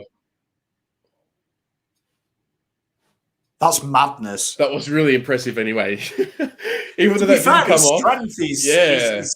His strength is next level. But see, that's the kind of intensity you want to see these players play with, you know? Oh. You know what really impresses me, though, about Port is just every time the ball is not in their hands, they are chasing hard. Yeah. Oh, where do I prefer to live? Australia definitely is my home. I've got you guys. Imagine if I wasn't here. Be on my own, watching this at like 1 a.m.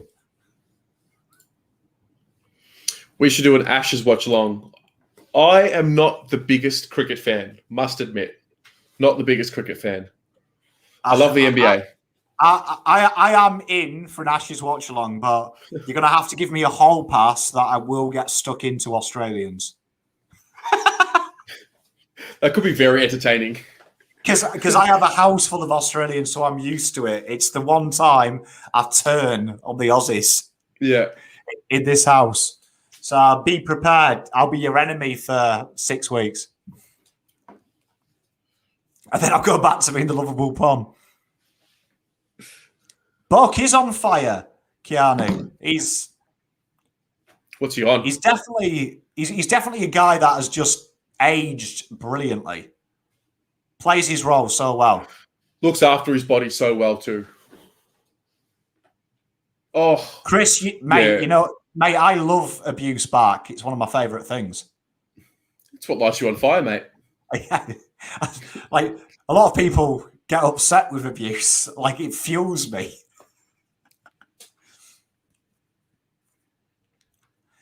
Stewie, imagine Boxing Day. Imagine if it is. Hey. COVID's definitely going to still be here lock that in. By Christmas, it'll still be here. Surely we're out in summer. Surely. Nah. I reckon we'll be in lockdown till New Year. I mean, I wouldn't till be New Year. That's Pom's big call. Pom's big call. It's just not going away. Well, I'm not going to claim that energy, mate. Not one bit. I don't want to claim it. I just can't see the way out. All right. Oh, come on. Oh, downfield. Yeah. That was there. No, that was there. That one was there. You want that paid. That's quality banter that by you there, Stuart. A bit of a cricket banter there. Joe rooted. Good. I like it. NBA watch-alongs. Potentially. Imagine, hey, we could have watch-alongs for everything. And we could have watch-alongs for everything. How many days to our first game? Where are we? 27th of the 8th. The first round of the AFL is what? It's like March, isn't it? Yeah. Second last weekend. Wow, good goal. Very much needed. EPL watch-alongs. I'll tell you what, Pom, you've got your work cut out for you, mate. You're a 365-day a year. Mate, I love watch-alongs though. No, we've got some watch-alongs. I've got some special guests over on Pommy and Oz who we're going to do some watch-alongs with me. So I'll do an old phone watch-along. I'll update my sheet that I've got in front of me of things not to say. So that'll be entertaining doing a Rangers one. Yeah. What time is the game? It's early because obviously with Rangers and Celtic, they don't want them to drink because otherwise Glasgow will just be like Borneo. Yeah. It's 9 p.m, so it's a great time to watch. Ari, fuck. I can't believe you're depressing him in his other game. Great. I'm reminded of this feeling. I think City will win. I'm going to say 4-1. 4-1. Don't know why. Oh, dear. That's Ryder Cup watch along. I love the Ryder Cup. Hold the phone. Caddies. Isaac Smith. Oof. Laurie, I'll definitely do a golf watch along because the Ryder Cup's exciting. People ask about golf watch alongs because of my history with golf. But golf, honestly, is the most boringest sport in the world to watch. But the Ryder Cup's good. Ryder Cup's good. It's exciting. It's fast-paced. It's good viewership. And to answer Chris Beach's question, there isn't a sport I think I don't like. Horse racing, anything with horses, because I don't get it. Have you been to the races before? I have. I just don't get how people watch that without having money on it. Yeah. Yeah, that's actually a good call.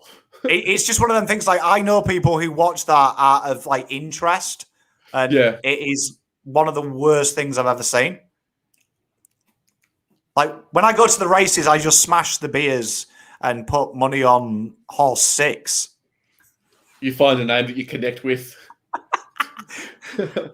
No, usually after about 3 or 4 beers, I've worked out a secret. What's that? I've just worked out a secret. I've watched like 2 races and I'm like, I know what it is. It's jockeys with freaking the first name Michael or something. Like, the alcohol convinces me. Zachary, I feel you. Todd Marshall. I do wish we were in the finals too. Pommy and Paolo calling the Melbourne Cup. That could be entertaining. That could be entertaining. Mate, Paul Sebastiani will absolutely be one of the most well-known callers by the time this life is all said and done. He's good. He's good. Mate, he's as good as it gets. What do you mean? He's good. He's got a good sense of humour as well, Paul. Yeah. Chris Beach, darts is stupid but funny at the same time. Mate, darts is the best sport ever created. Fact, bar none. Like, if I had to keep one sport and ditch the rest, darts is being kept. Watching the darts is very entertaining. Mate, it's so good, man. Darts is the life. Patrick, I turned professional on 0.1. I didn't quite get under scratch, but I was officially scratched, but I wanted to go on 0.0. Do I like cricket? Of course I like. I'm a pom. Any English sport I like. They have, Jeff. Great analytics there. Alir has been subdued by Geelong. He has. They've done something. Would you look at that, mate? Coaching. Yeah, who would have thought you can switch players in game? You know what? We should do that. When the darts comes to Melbourne, that should be the Blue Abroad trip. The Blue Abroad trip? Yeah, so the fans to the darts? Yeah, man. That'd be wild. But we've got to do it properly. We have to go in fancy dress, and we've got to put signs up, and we've got to sing along. I ain't doing it by arbs. We go all out, or we don't do it at all. I want fancy dress. I want everything. Someone's got to dress up as Where's Wally.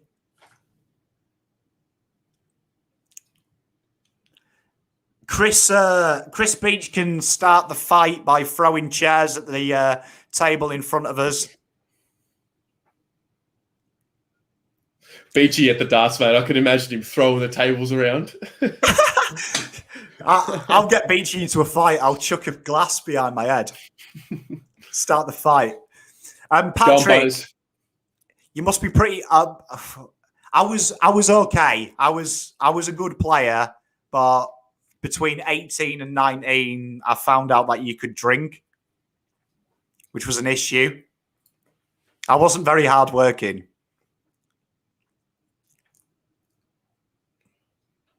Oh, let him. The butt dog. Back in control. Absolute gem of a player is Zach Butters.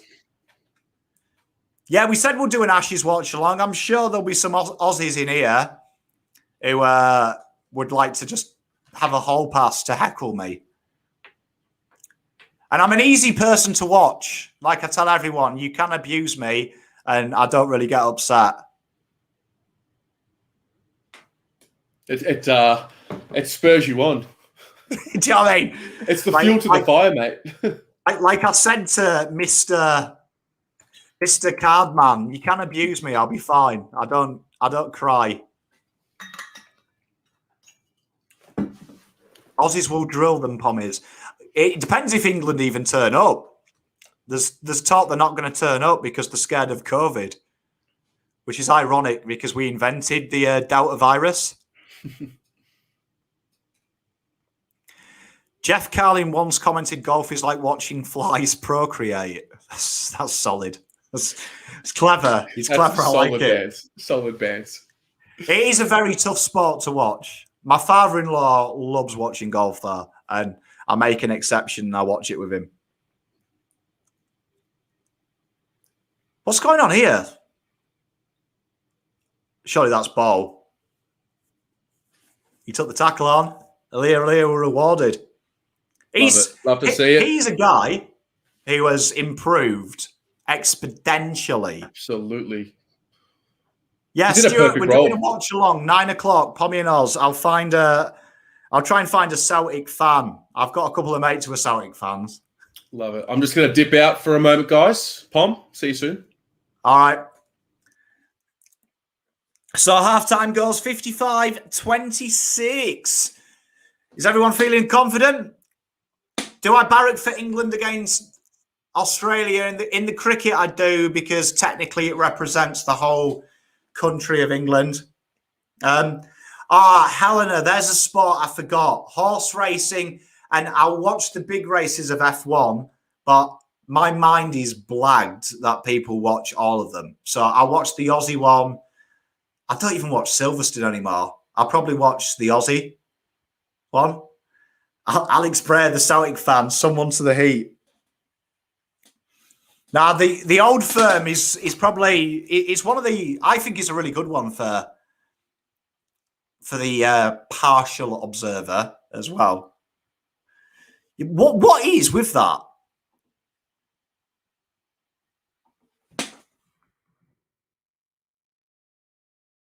Like, honestly, what is with that? What is with Formula One? Does anyone like Formula One? Am I being a bit harsh? I watch tennis. One of my secrets is I used to date a netballer. Actually, who actually represented Wales at the Commonwealth Games. So netball is I like watching a bit of the netball. I like watching the tennis. I like watching the majors. To be honest, if it's a sport, I'll watch it. I'll be honest with you. I watch my sleep pattern's screwed over the week because I have watched every Premier League game. So Monday, I have been haggard at work. But that's a really good quarter, wasn't it? I was really impressed with it. It was a solid quarter.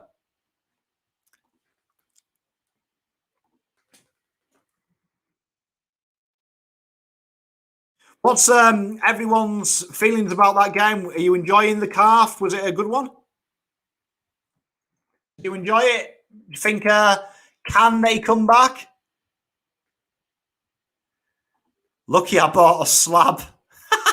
It must be horrible. Ultimate Frisbee. You know what? I like on KO. I actually found something ages ago. Probably the best thing I've ever watched, right? And that is they had like a tag world championships.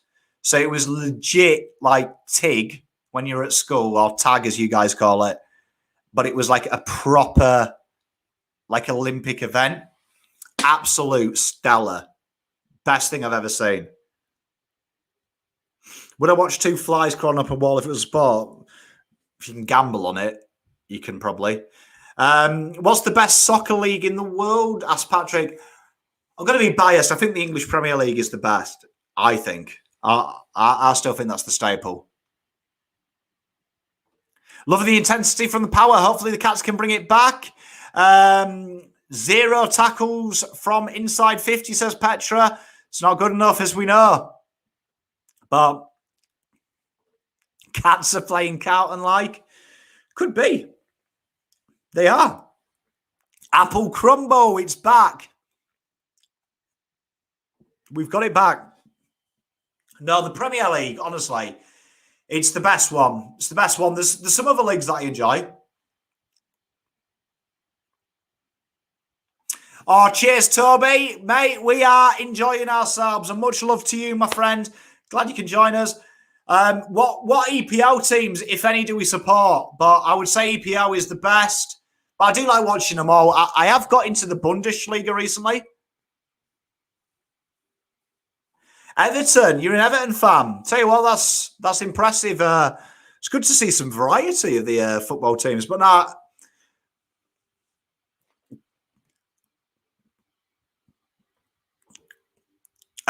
good call. I mean, Premier League is... Yeah, you get him in Optus. Luckily, I got the Optus, my contracts with Optus, so that worked out well. Did you hear about Lub Sayers' old club meeting yesterday? Pretty much saying finals and premierships are all we accept now. And if it's too hot, would you let me know and we will move on? No, mate. I did hear he said something along them lines. I am really excited about that for me. I think that the players need that kind of push. And they need that kind of...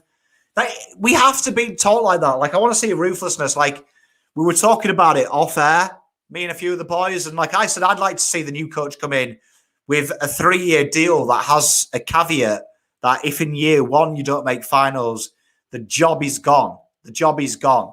And like actually put pressure and a bit of ownership on it. Jude wants to support soccer. Who do you suggest? It's up to you. I'd say I would always say as a good starting point, if you're a Carlton fan, support someone in blue. So Chelsea is a good place to start. If you want heritage, Liverpool, United. If you want success now, City. It's tough. I mean, if you want old school clubs, West Ham, bit of history, West Ham, Everton, the guys fighting above the weights, Leicester, or you could, like Alex says, come to Rangers. Come to Rangers. Go to Everton. It depends what you're looking for. But I'm used to it, Mark. You've got to, you say it.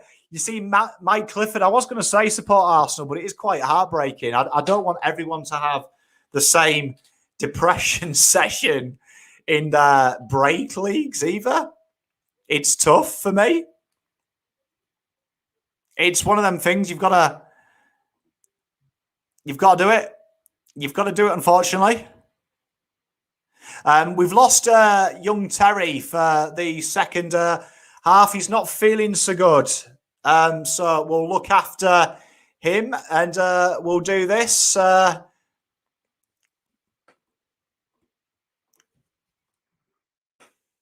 Let's do this.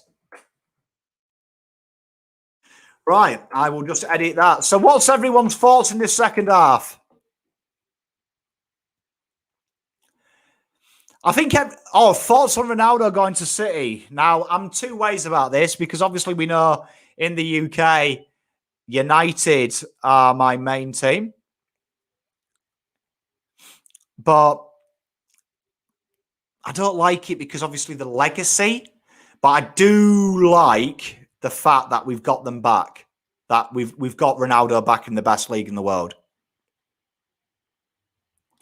Petra, it's a weird one because I was listening to it and a few of them do. Like Joe Root said he was keen to come, but a few of them are worried about, obviously there is heavy restrictions over here, but it's a weird one. Thoughts on Carlton now? I don't know. I mean, I admire that they've got people talking about it. For me, the way I feel though, I think you've got to leave it now. I think for me now, the club needs stability. I think they've put the rocket up the arse of the board. I think now it's time just to get behind Sayers, and you can see Sayers is doing what he is promising. How old is he now? I'm guessing you're on about CR7. He's 36. So, absolute stellar footballer, is young. He's still in good shape. And the way he plays now as well, what excites me about him is he does it. So we've got a special guest host here. So I'm going to add him in. I'm just going to go for a quick toilet break before the second half starts. So talk amongst yourselves because I am absolutely busting. And we know I always go for a toilet. I was going to get Terry to it, but I shall be back in 5 seconds and I'll be back with the special guest host. What's wrong?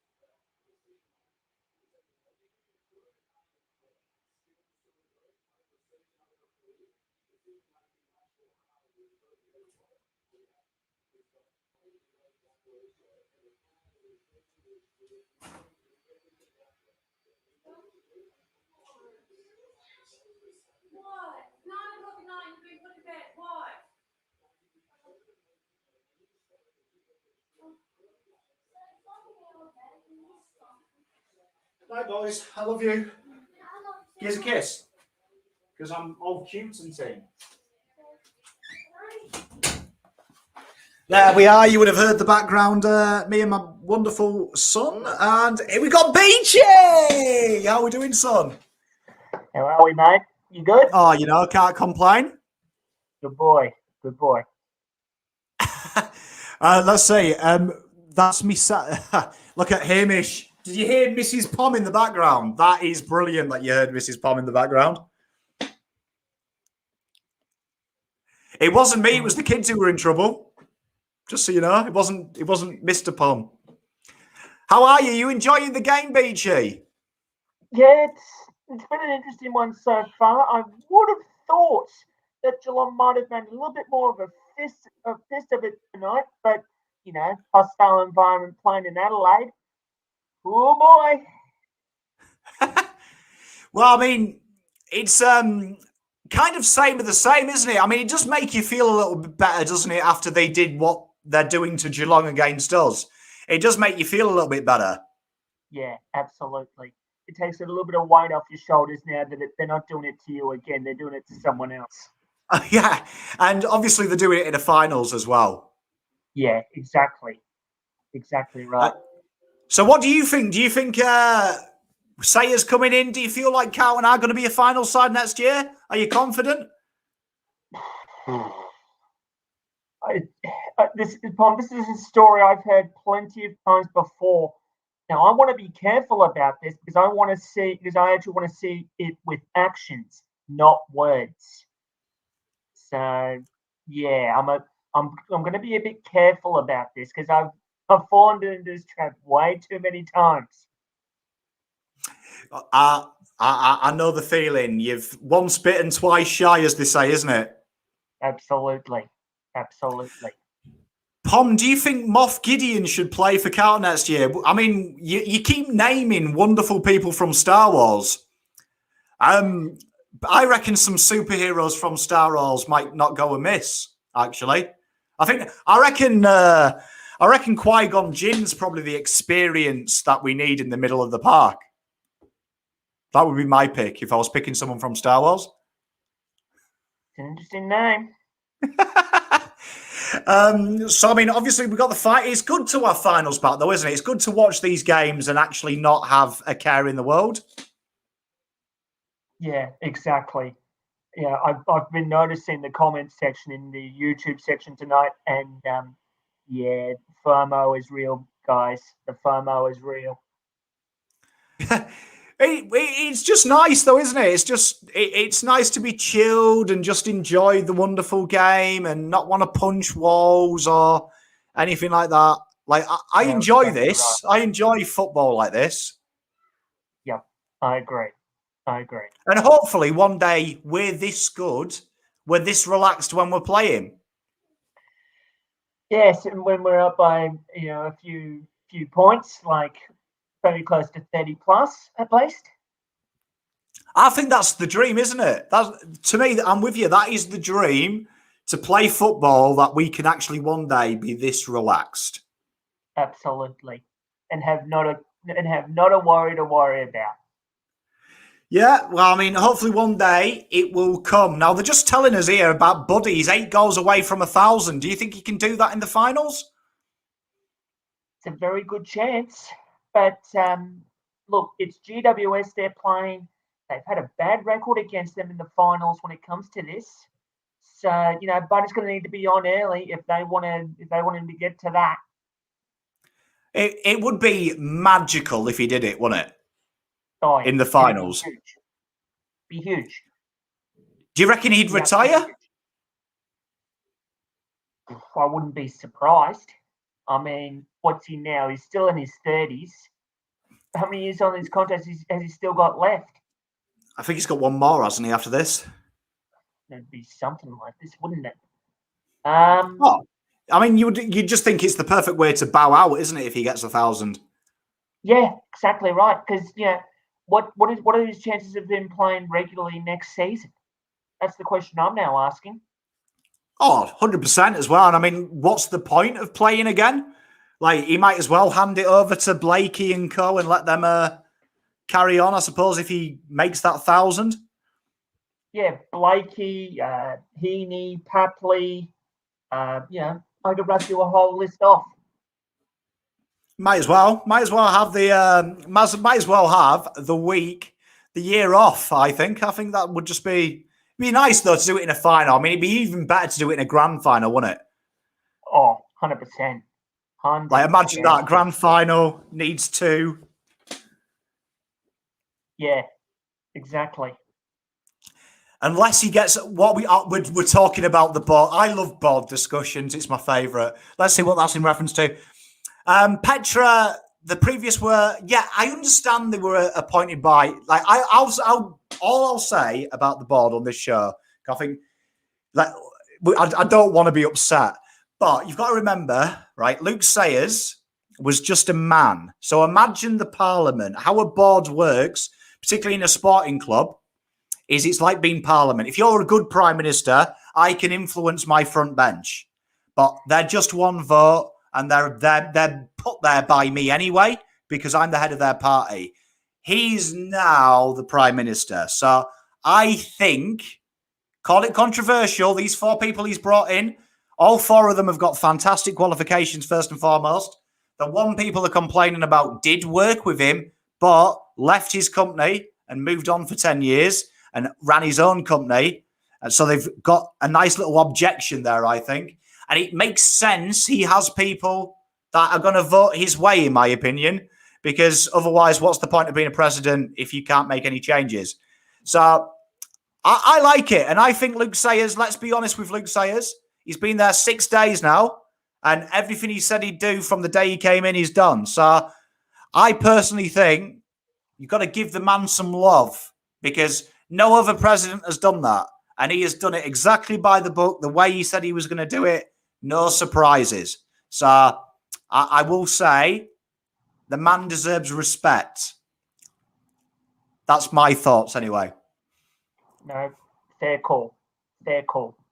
I just want to wait and see what happens when the chips are down and see what his moves are then before I decide to do something about this that may need to take place. Oh, yeah. I mean, I agree with you. But I think at the moment, pretty fucking good start. Like, he's knocked it out of the park. I think the big one that everyone's forgetting, Mark Lagudichet said that we weren't going to see the review. And day one, Mr. Sayers said, no, the people will see the review. So that turns me on about him. That he was like, this is the old administration. They can fuck off. I'm about this. And I thought that was a big show, because if you go back to all the other reviews, no other club has revealed the review as in depth as we did. Yeah.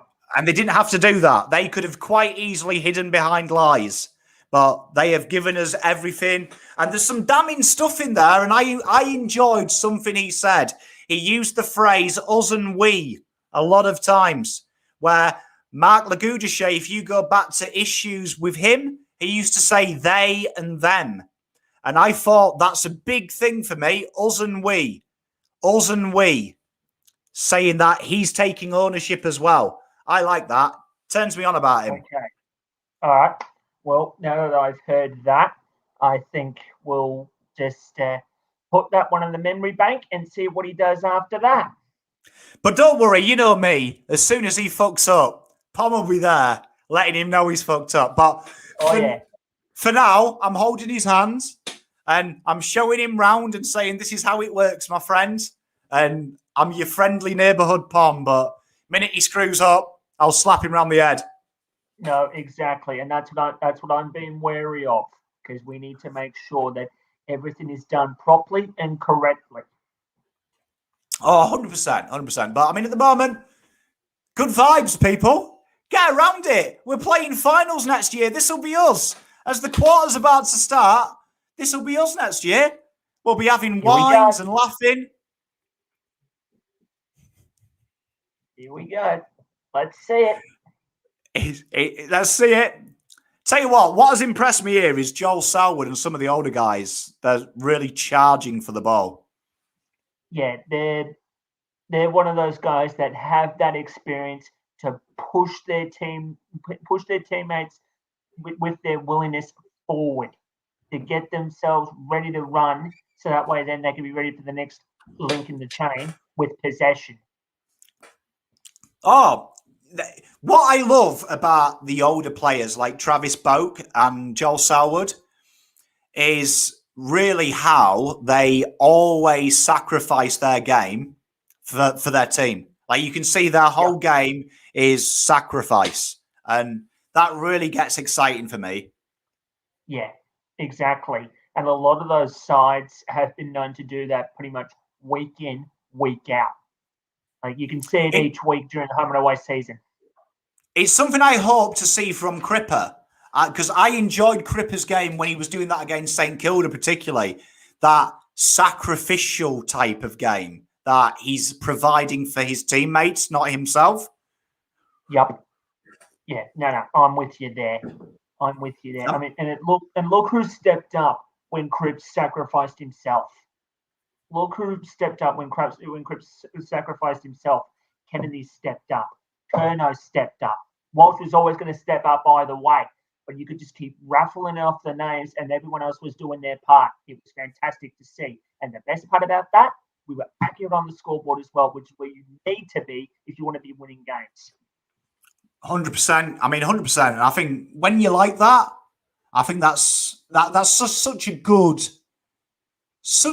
way to be as a football club as well, isn't it? I think it rubs off on the players. If the captain's sacrificing his personal glory, it creates that culture, doesn't it, as well? Yep, absolutely.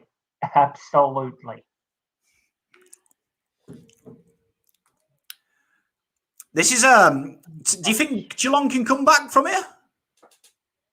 I'm not going to rule it out. I mean, they're going to need the first goal for sure.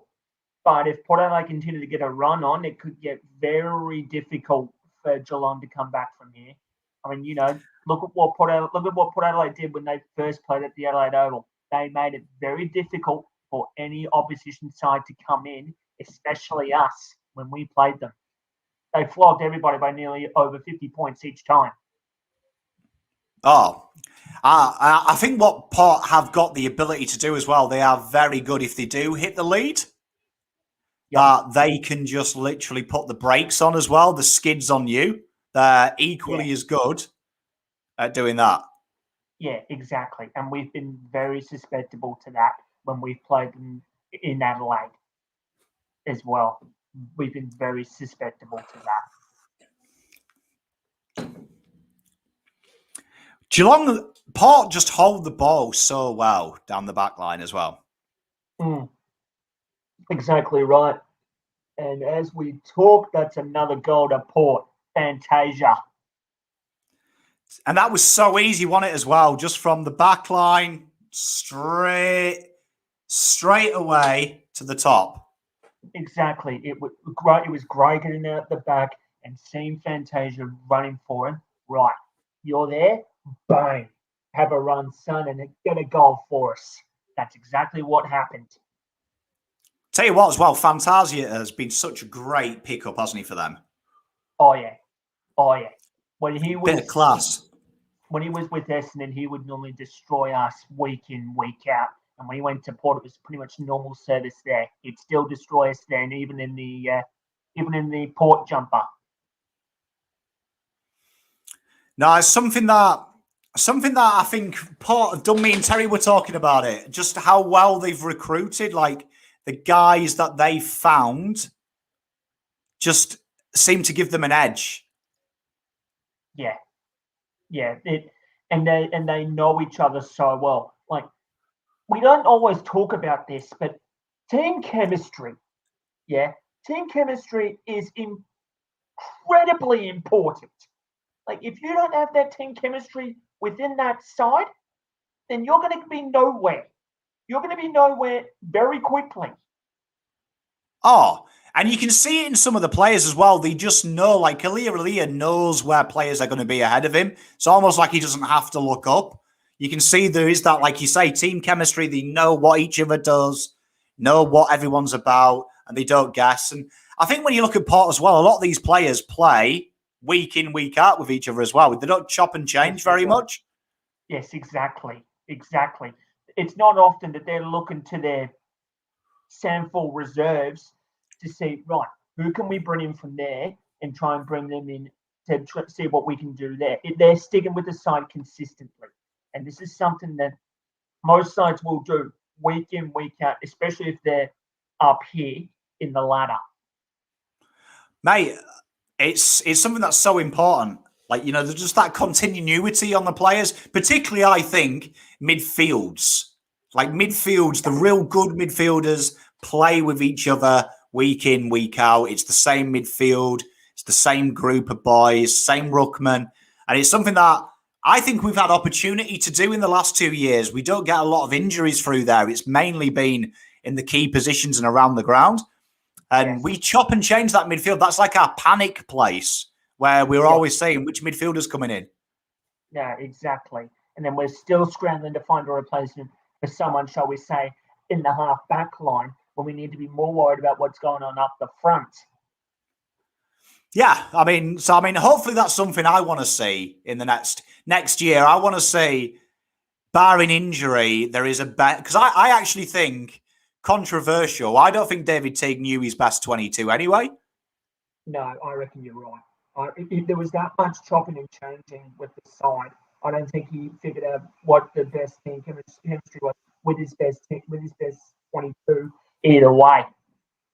It did remind me, and I know that in the review that was something that was picked up on. I do actually think when I watch Teague's team, I actually think a lot of them game plans that he had came from the fact I don't think he trusted his players. It reminded me of Jose Mourinho at Man United towards the end, where it was like a different 11 every week. And it was almost like him saying, I don't trust these blokes. I don't trust who my centre-back is anymore. I don't trust who my midfielder is. No, and that's right. hoping one steps up. Yeah. And then when you're hoping for one to step up, it's not the one you're expecting, and it's definitely not the position that you're expecting either.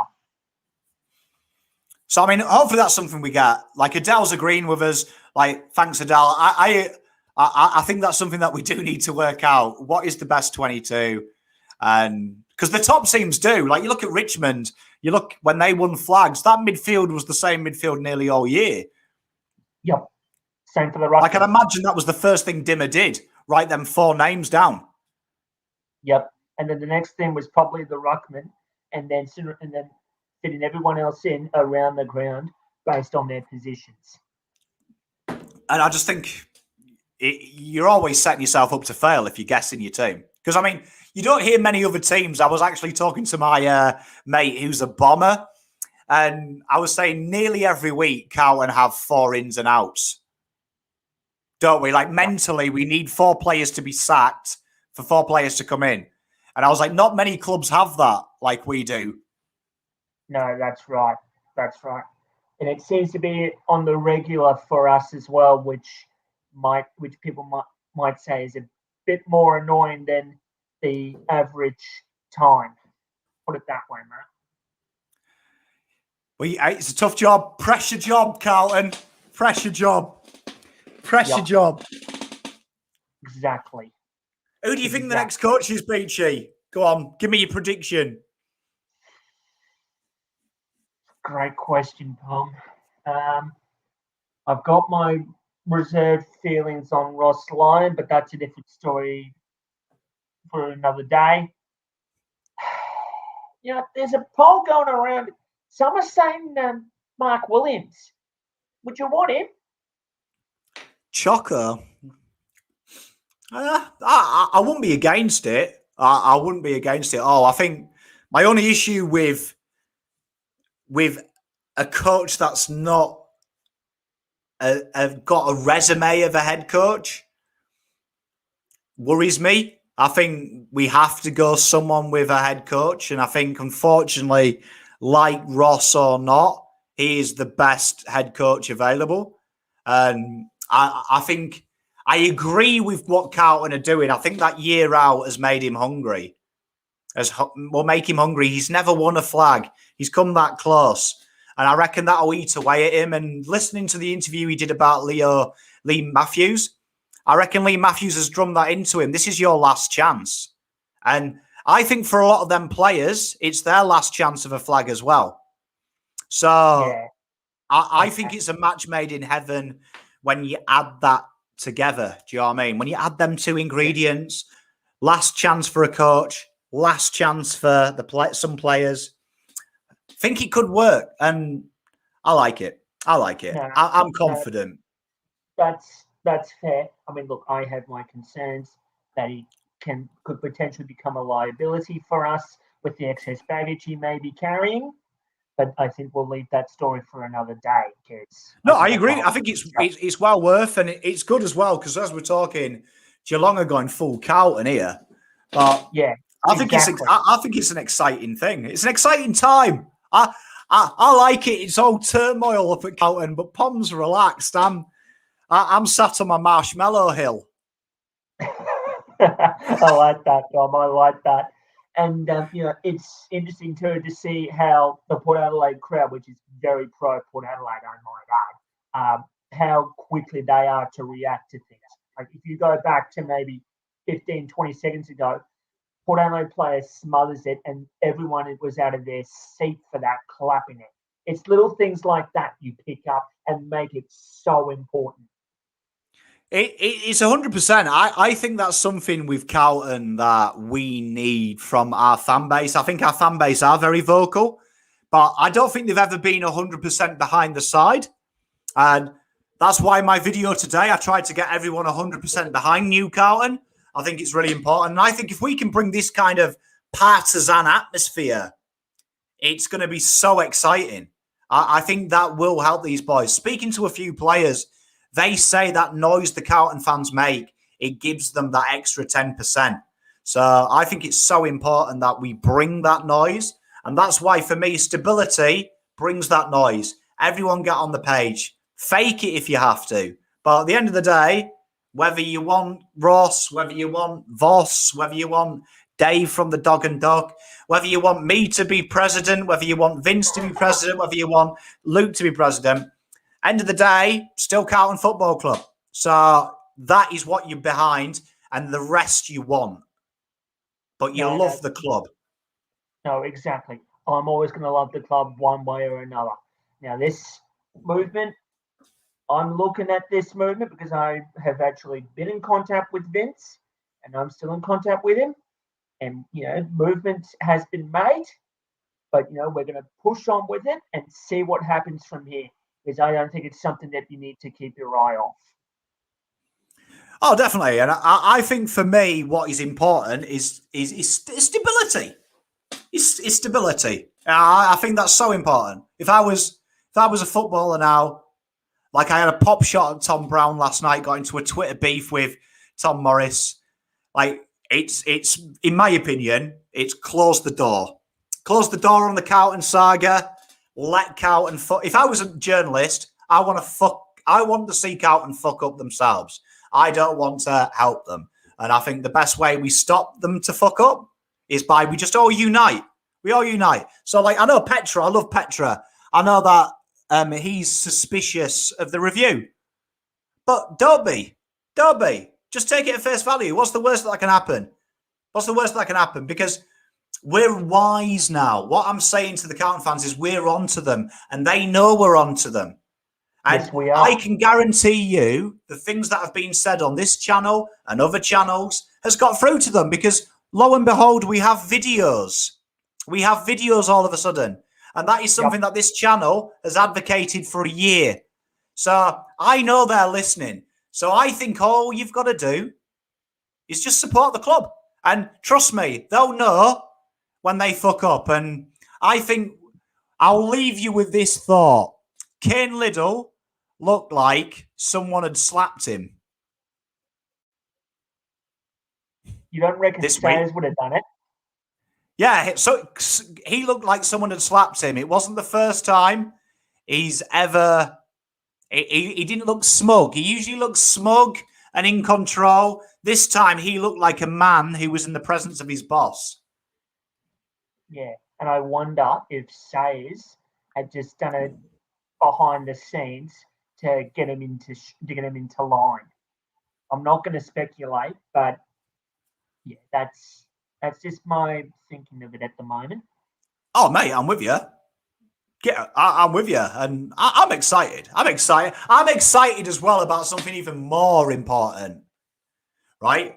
And that is round one going back to the G. Oh yeah. I'll be there for that. Don't you worry. I will be there for that. I might, actually just glass a Richmond fan round one. Just let them know we're back. No, exactly. You gotta make sure that this isn't going to be an easy night. I completely understand that. We'll bring a bit of the old firm to the game. Well, I'd almost say Carlton Essendon is the old firm, but I digress. We'll bring a bit of old firm to them, then we'll go down to Punt Road and smash it up at the end of the game. Let them know Carlton are back. Exactly right. Tell you what, Port are making this look very easy.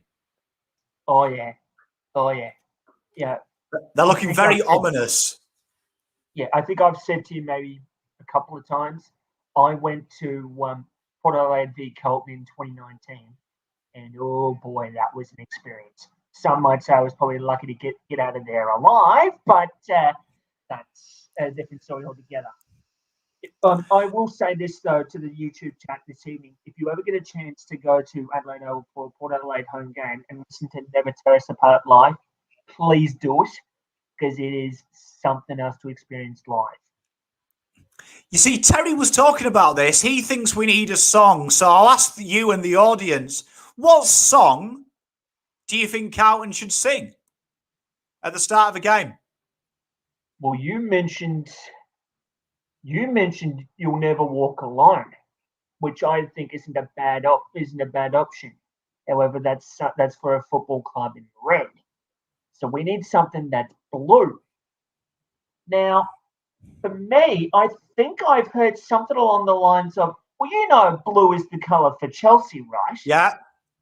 Well, I think someone did a blue is the colour for Carlton maybe a little while ago. I'm not sure if it's still on YouTube, but I'm pretty sure I've heard it somewhere. So, I think someone's tried to do that maybe once or twice. I like that. If we're looking at proper football songs like what Port Adelaide are doing, a hard one to pick. I think You Never Tear Us Apart is a good tune anyway as well. It's a song that everyone knows. Yep. While I'm thinking, we'll see what the audience... Hello, Darkness, my old oh, dear. We should do. We should bring it back. Like, ironic. Stand By Me by Melbourne. That is a very good song. Peter, yes. Yep, I've actually experienced that. That is a good song as well. It is a good song and everyone knows it. Somewhere Over the Rainbow. I sometimes feel like that song at times. Let's have a look. Oh, yeah, do you remember that? Blue by Eiffel 60. What a tune that was. Yep, I remember listening to that at Princess Park, or up to Soul as it was then. Hey, Stuart McQuaid, yes. Thank you, Stuart McQuaid. Jeannie? Oh, you're talking about Jenny Pratt. Does she have a song? She could do. Meatloaf. Ooh. Meatloaf. What song would you do by Meatloaf, Priggy? I believe Tez is officially dead. He's not very well. He's texted me a few times, so he's gone. What Meatloaf song? What Meatloaf song? Because unfortunately, he sings a lot about love, doesn't he? Yeah. I think that one's hard to pinpoint. Unfortunately, and I mean, it does remind me of the grand final as well. Oh, jeez. Hello, Dan. Tracy agrees. We should. Yeah. Hello, Dan's my old friend. Would be funny to hear. 2 out of 3 ain't bad. Oh yeah, I can see it. I like these. You're thinking on the right left. I think it should be something by In Excess. Okay. Just because everything by them is catchy. Yeah. It's a difficult one because you can't really copy what Port Adelaide did with Never Tear Us Apart, although it'd be funny for the banter. Well, I mean, they copy Collingwood with the stripes, so we could just wind them up. Yeah, we could potentially do and then get the AFL to side with Carlton because it's Vic Byers.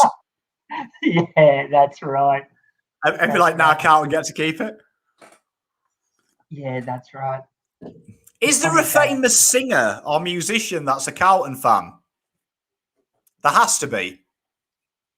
Well, there was. I think there for a little while. I think there was one, but this was before my time. I think for a little while we had one of the singers from ABBA was spotted in a Carlton jumper, and they were doing one of the songs there, and I'm like, that's interesting. I don't know which one, but that's a bit of an issue, though, isn't it?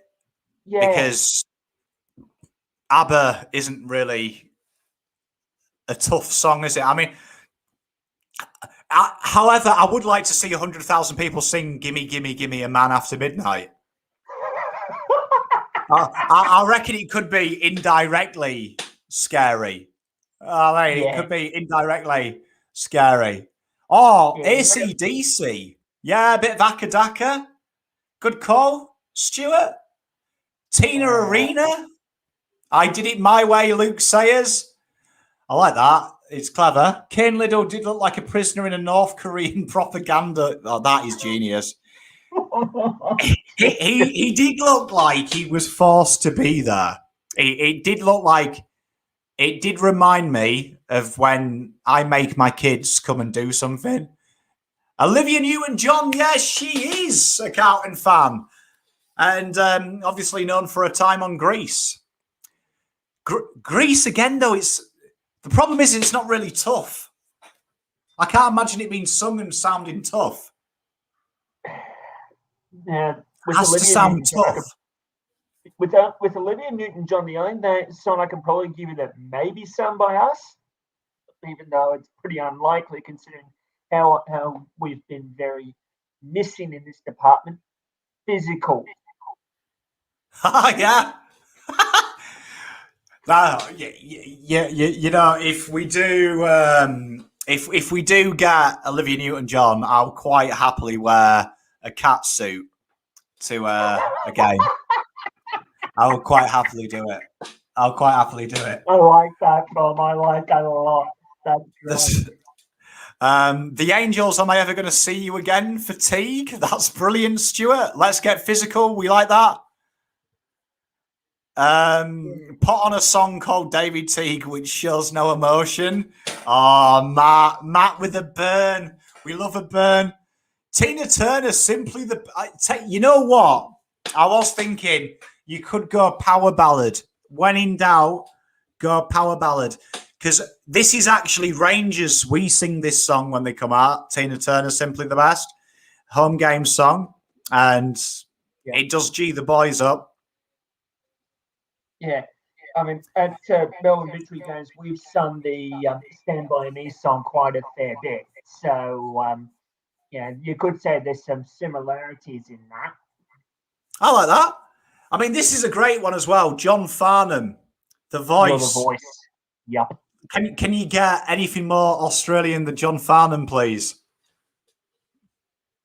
Could probably match it for a song, but not for artist. So we'll stick with the John Farnham category.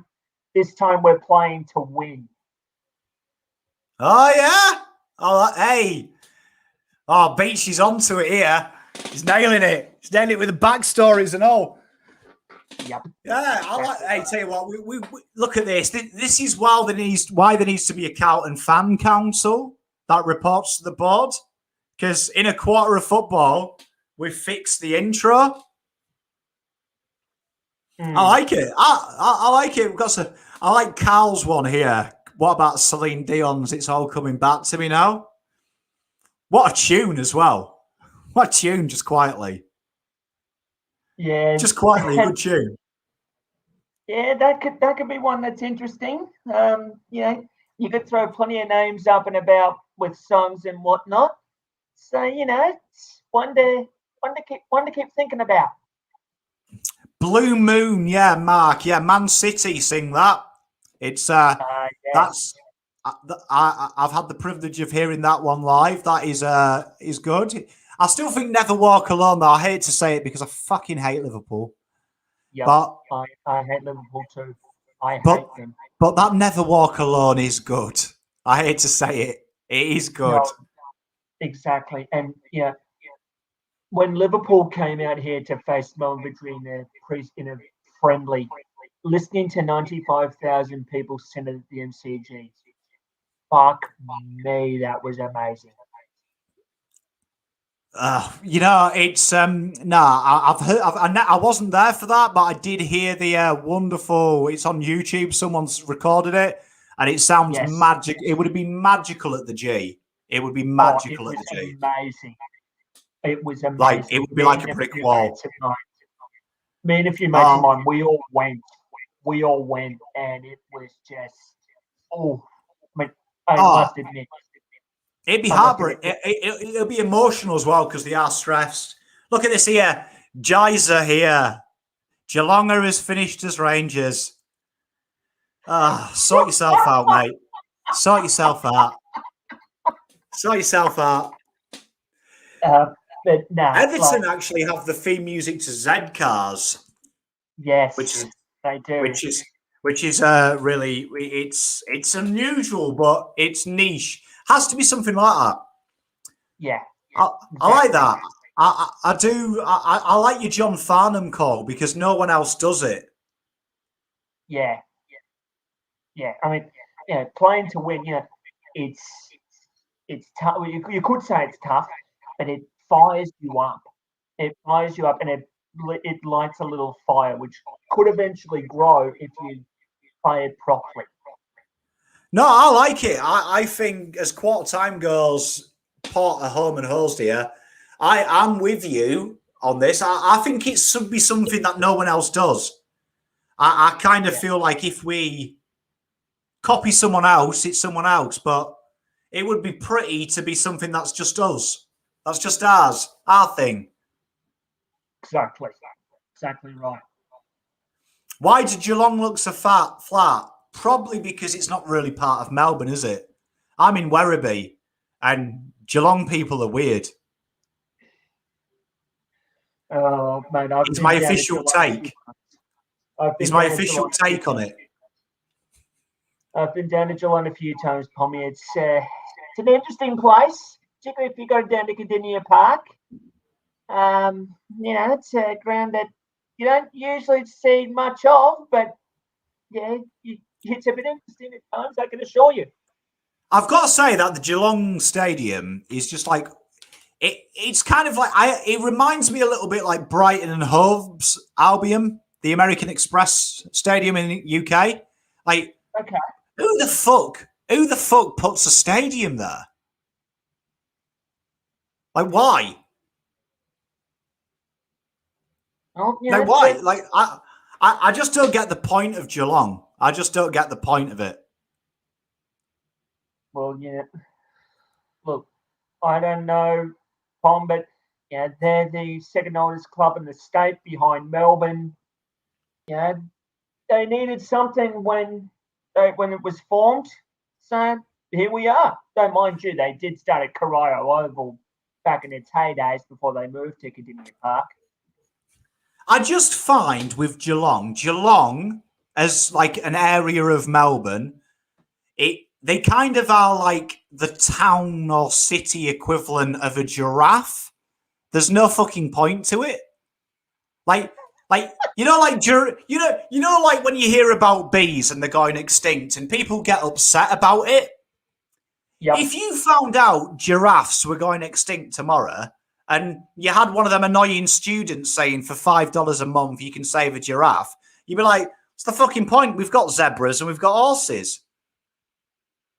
We've also got lions. We've also got tigers. Yeah, but like, what's the point of a giraffe? Like a giraffe, in my opinion, whoever created a giraffe, if you believe in creation or if you believe in evolution, that's my big question mark of what's the fucking point of it? Like, because basically it is a horse that has a big ass neck, is a giraffe. And Geelong's like a big farmer's field. Like, we say it's a city, but it's just a big farm town. Well, people need hobbies in Geelong, Palm, so I guess farming's their way to go. Oh, yeah, just a big question mark I have on it. No disrespect to Geelong. If you live there, that's your cross to bear. But I'm just saying, the town you live in has no fucking point. There's no point to it. Fair enough. Like, that's the opinion. It also comes out there just purely because they wear hoops. And any team that wears hoops... Yes, I know this. Yep. Dead to me. Dead to me. Straight away. Straight off the bat. It's gone. Yep. No, I think I've heard you say this maybe once or twice, Pommy, so I can understand. But my point does... I don't apologise to giraffes, though. Because giraffes are a pointless animal. Well, mate, that's all the that's the opinion of someone, and you're going to have one, so fair enough. Well, I think because there's no game on, has anyone in the audience ever heard anyone say their favourite animal is a giraffe? It's one of the animals I've never heard anyone say. And I think my youngest has changed his favourite animal 755 times. Yeah, look, if I have heard it, Pommy, I don't remember it. So, I guess it just depends on who you're talking to at the time. Oh, well, Saint has. It's evidently, I'm guessing Saint's winding me up, but he claims it's his favourite. And he goes on to validate it by saying they're tall fuckers. So that's good enough evidence for me, Saint. I watched Atletico Madrid versus Melbourne. Did Atletico Madrid come over here and play Melbourne? Yeah, they did. You could say it was sort of more of a second string side that they played for the Atletico Madrid side. But Atletico Madrid did come out here and played Melbourne Victory in Geelong, actually. That's Jesus. That would have scared the Atletico Madrid fans. Did they bring any superstars over here? It was a little while ago, mate. I don't think they did. Because they also brought out Juventus one year for the International Champions Cup. They scheduled to have Buffon, Dybala, and co come out, but they all pulled out. You see, that's sad because there's a huge, obviously, being Carlton fans. Because Juventus are actually my Serie A side. And you would have thought that the Serie A side would actually bring some big superstars here. I'm surprised you don't get many Italian teams over here because they're mad over here for Italian football. Oh, I know. It's for the Champions Cup, they brought out 1 year Juventus and AS Roma for the Champions Cup out here. They also brought out Tottenham and Manchester City 1 year as well, the same year. So, that happened. You had a 4-team tournament, and whoever won that, won that. Oh, I do feel Australia is forgotten about with the round ball game. Yeah. Because there is fears. I was actually speaking to one of my friends who works in administration at the AFL, and he was saying that they do fear in the next couple of years that the round ball may start eating into the AFL development. Because this is probably the only area in the world that they haven't really tried to tap into. Yeah, it's been. I can't necessarily say this for sure, Dan, but you know, when they've tried to do the NSL and now with the A League, you know, it it can be quite hard to generate the publicity because you know it's not always on free to air TV, or with it now going to Paramount, you know, you're not going to get much coverage of it now unless it's in the news or whatever. So that's a very big problem. Yeah, it's tough, isn't it? I mean, it's tough. I mean, I think it's huge though. I think Australia is the kind of place that you've got to A, protect AFL, but B, be wary that it won't even be a matter of time as Selwood's kicked a snag. They need 6. Can they do it? Well, Porter doubled their score. You know, if Geelong get the next one here, and next couple maybe, Tommy, it could well and truly be game on. But they're going to need to stop the instant reply. That's the short point. Spot on, mate. I mean, this is going to be a lot. A lot's going to raise, I think, on this next centre clearance. Exactly right. If Lysette wins it against Stanley in this, it's going to be very difficult for Geelong to get it out of the middle. And as I say this, they've got the clearance. No, they've got a free kick, I think. Game on.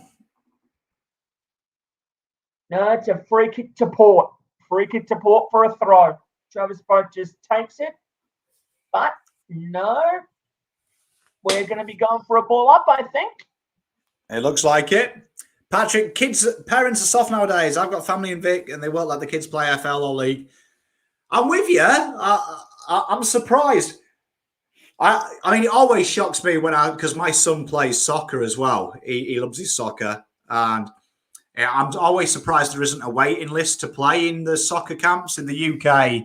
Obviously, it's our national game. Like, usually there's a waiting list and a sign up, like the fact he can walk on. But he's getting into his AFL, though, obviously because of his dad. I've got a plan that I'm going to fix Carlton's rebuild in the next 10 years with my 2 boys. I'm preparing. I've got both of them working at different ends of the ground. We'll be fine. We'll be fine. Like Fixing Tommy. Carlton. Fixing Like that, Carlton. Like that, Fixing Tommy. it. And I'm looking forward to abusing my kids on Blue Abroad in 10 years' time. Oh, jeez. Well, you know, with a bit of luck, they might fire it back at you, mate. So, we'll see. Well, they wouldn't stay quiet. I have trained them better than that. That if they think Daddy's been a bit of a dickhead, to call Daddy out. So I'll look forward to the arguments on the internet. Good call. Good call. Tell you what, Boak and Selwood in the last since the second half have both really given it a hard crack, haven't they? Oh yeah. Boak especially. Like, for a former captain of Port Adelaide, you expect something like that from him. 300 plus games, you know, leading games record holder now at Port, pretty much. You know, you expect something like that from him nearly every week.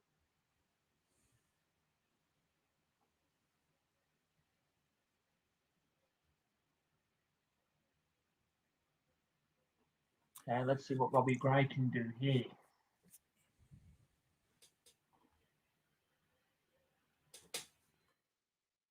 Tell you what, part of just being another level. Oh, Oh, good work on the line by Geelong. That was very easily going to be a goal there.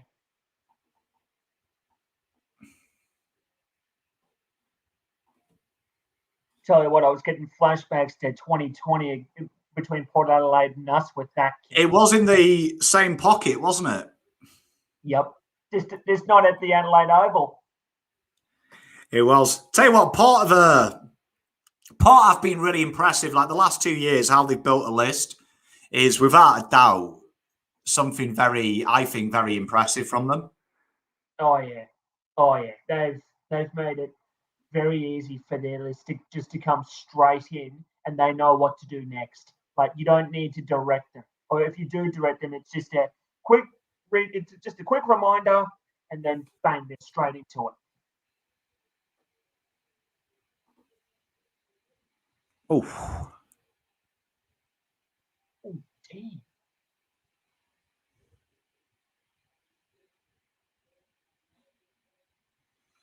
tell you what is really impressive as well about both of these sides is their ability to just put pressure around and on the ball. Both of them are going hard at it. And that's what you want.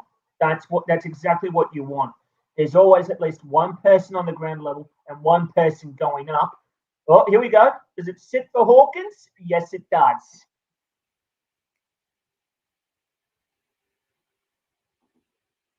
You can hear the boos as well.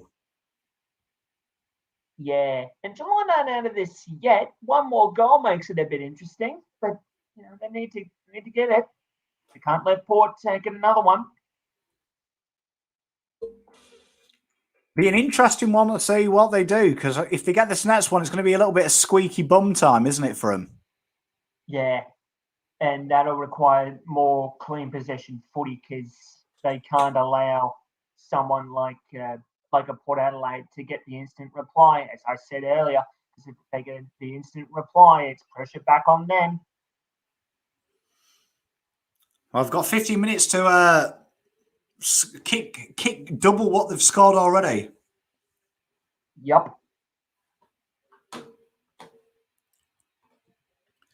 I don't think they'll do it. I think Port are going to end this fairly quickly. Is my gut. Well, this could be well and over. This could be well and truly over very quickly if they get it right here. Geelong lucky to get possession. Oh, here we go. That's very lucky not to be ball, but that's okay.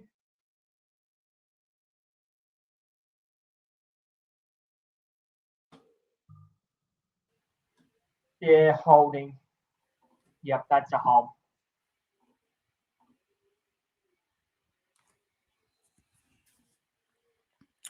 Tell you what is really impressive though is honestly, I'm really impressed by Port's tenacity. Really impressed by it.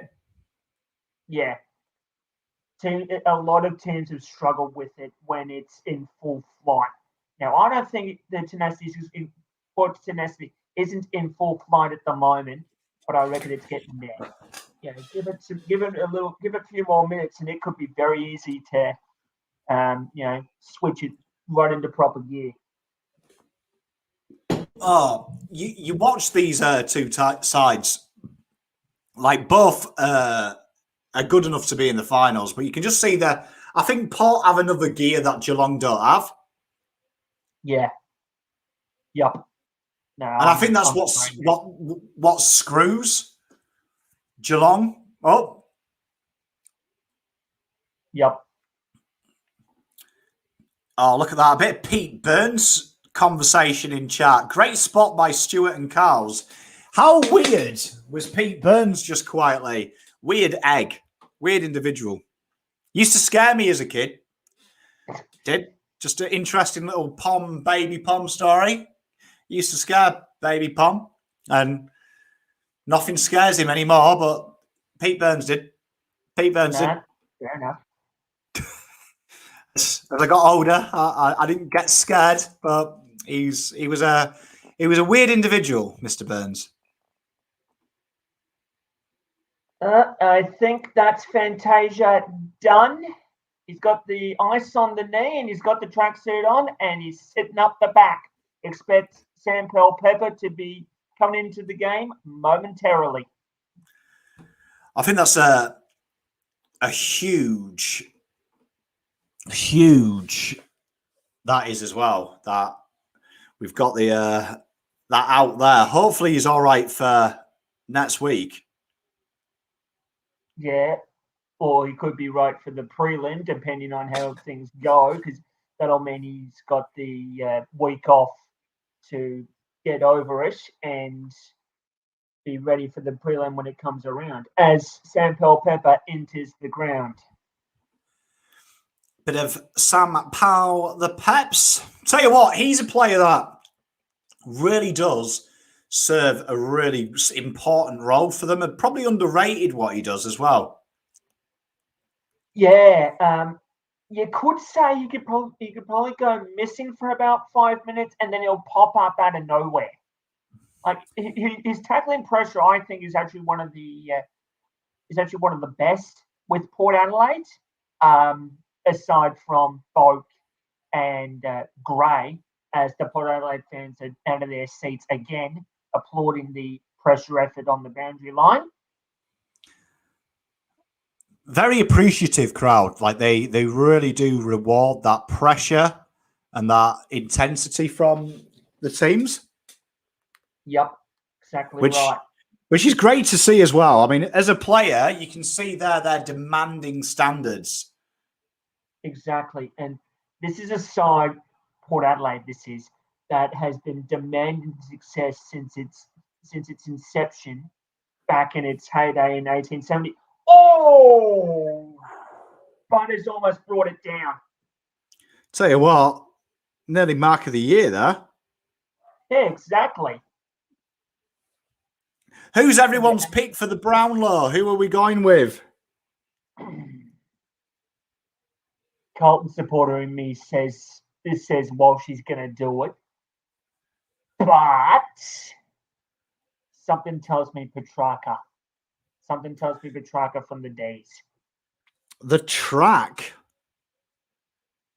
Yeah, I think track's a good show. I've got a sneaky feeling. I'm looking at McRae and Bond, and I think that they have a habit of taking votes off each other. Yeah, you could also say Clayton Oliver. Yeah, I'll look at that. You know, I've got a sneaky feeling this is one of my little bets this week. I've actually got Guthrie for top 5 because you look at all their wins Geelong have had. He's been top 2 every game, and he's like $101. Oh, jeez! Put a cheeky fiver on that. Bloody hell! I've just looked at it purely based on. He reminds me of when Pridis won it. No one's talking about him, but good call. Logically, he should be the top. Power from Port. The championship is yours. I'd say you're a fantastic shout, mate. I know you've watched us all the time, but tell you what, I reckon Port are a great shout. You should be feeling pretty comfortable about now because you've got the game to win it. Yeah. Next couple of goals here from Port, I reckon, is almost enough to seal it, I reckon. Well, I mean, there's 5 goals in it, 10 minutes. Not long. No, and they've just got a hold on the ball decision, have the power. Rosie to kick. Oh, there we are. Tell you what, that just their pressure around the ground, and like Carl says here as well, as always, she's always spot on. They handle pressure so well, but they can also deliver pressure so well. Yeah, exactly. Very well drilled side. Really, really well drilled side. Across the face. That. And just remember, he is better player than Sam Walsh, Connor Rosie. So they said. Oh, Yeah, Cornsey. Get Tell your you what, blood out of your mate. that was probably the biggest call in the history of the world, wasn't it? Yeah. Like bold call. Right. You've got to give him respect Yeah. for being that power. Aussie Dan, do you rate Port Adelaide? I think Port Adelaide are a very good side. I was saying it to Terry, and I've said it as well when young Chris has been on the show. For me, I think they've built their list just remarkably well as well. It's so deep. It's got tools all around the ground. I think it's a stellar side for me. Ooh. Yeah, look, Port Adelaide have been a side that have been demanding success for God since they were first created in the SANFL before they branched out into the AFL as it is now. I mean, you look at the history of Port Adelaide, they've been getting premiership after premiership after premiership for a number of years in the SANFL before eventually coming into the AFL. So if there's any club that wants to talk about demanding standards, it's Port Adelaide. Oh, they're a team that's steeped in history, and I think that's something that's always worth remembering with Carlton, that we have got a long history. Very proud, very vocal, and I think it's, in my opinion, I think it's something that's really important that we remember as a club. Yes, as a club, to hold that standard and make sure everyone is held to that standard. But I always think standards come from yourself. You can't tell someone to be a standard. You've got to set the standard. No, exactly. You can do something like what Port Adelaide and Essendon have done. Teach the new players and the current players as well their history of the club, or research the history of the club. After that, it's all you. I agree. I mean, you can hear the crowd here. I mean, the crowd here at Adelaide is just absolutely frightening. I mean, imagine being an opposition player walking into that. Yeah, exactly right, mate. Exactly right. Back in the day when it was VFL, SANFL and Waffle, the grounds you hated going to were Victoria Park, Windy Hill, or the Western Oval, as it was now known as the E.J. Whitten Oval, because they were very hostile environments. I think it's good. Like, obviously, I mean, I come from the soccer background. We love a hostile environment. Like, we're used to it. And I think it does make, I think it's so important. I think it's so important that you can make these home games like this a furnace, place of indecision. Exactly Tell you what, it's just not happened for Geelong, has it, tonight? 5 goals, 12. No, exactly. So then again, sure, Port Adelaide have put more on the scoreboard and, had 23 scoring shots, but they could have very easily blown the Cats out of the water very quickly if they were accurate from the start. I mean, I know Petra will like this, but 11 tackles to 3 inside 50 as well. I mean, Port have brought the pressure at every available turn. Oh, yeah. They don't need a second invitation, do they, pal? They don't need a second invitation at all. Motlop? Nope.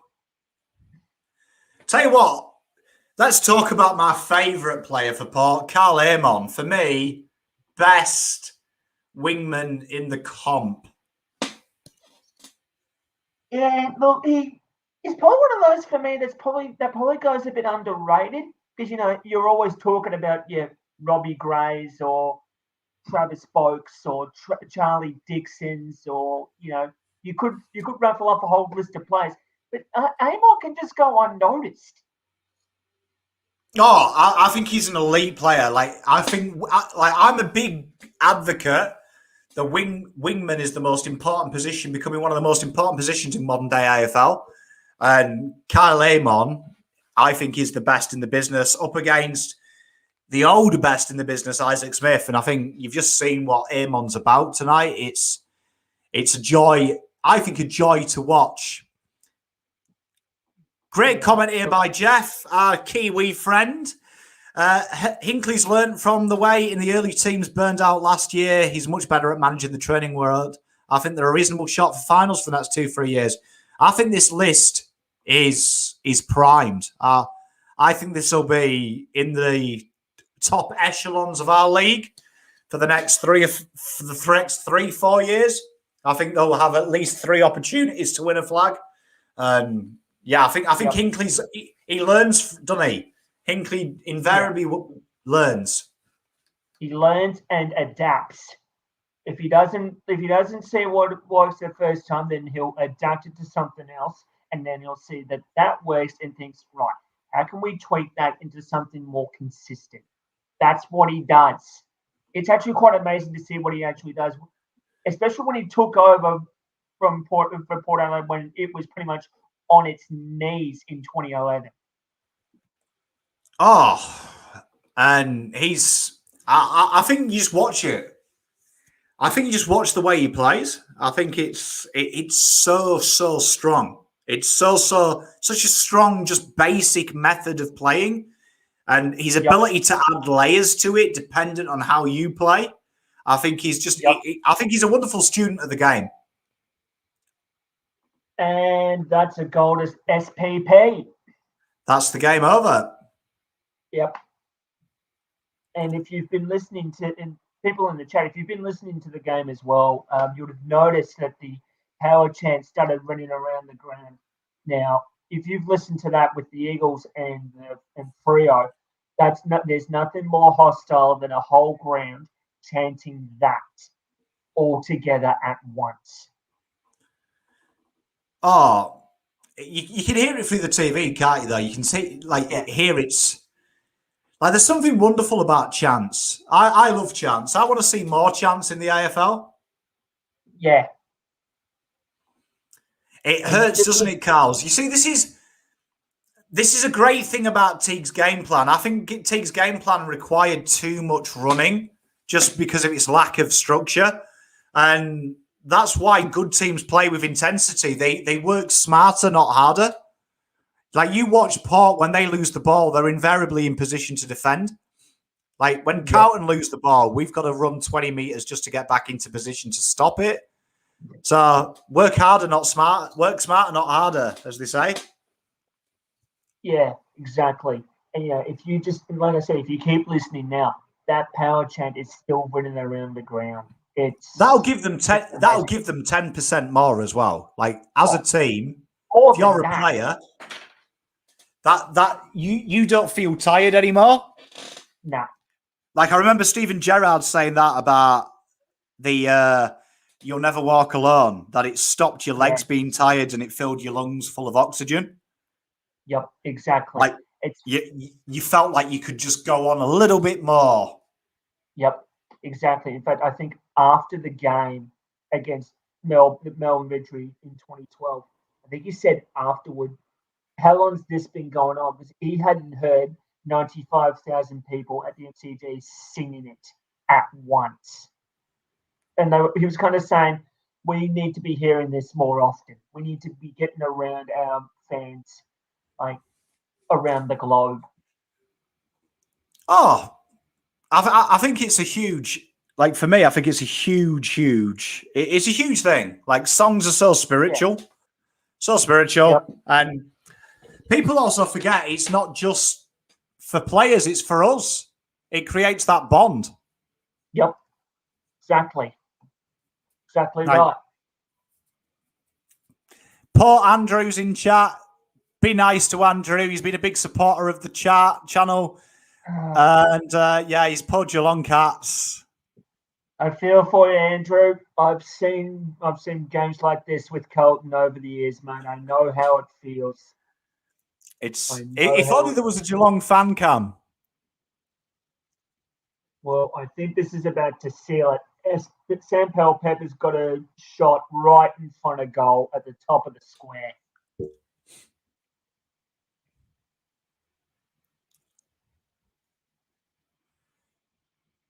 Bloody hell, that is a great kick from Boak. Even Hinkley's applauding that. Tell you what.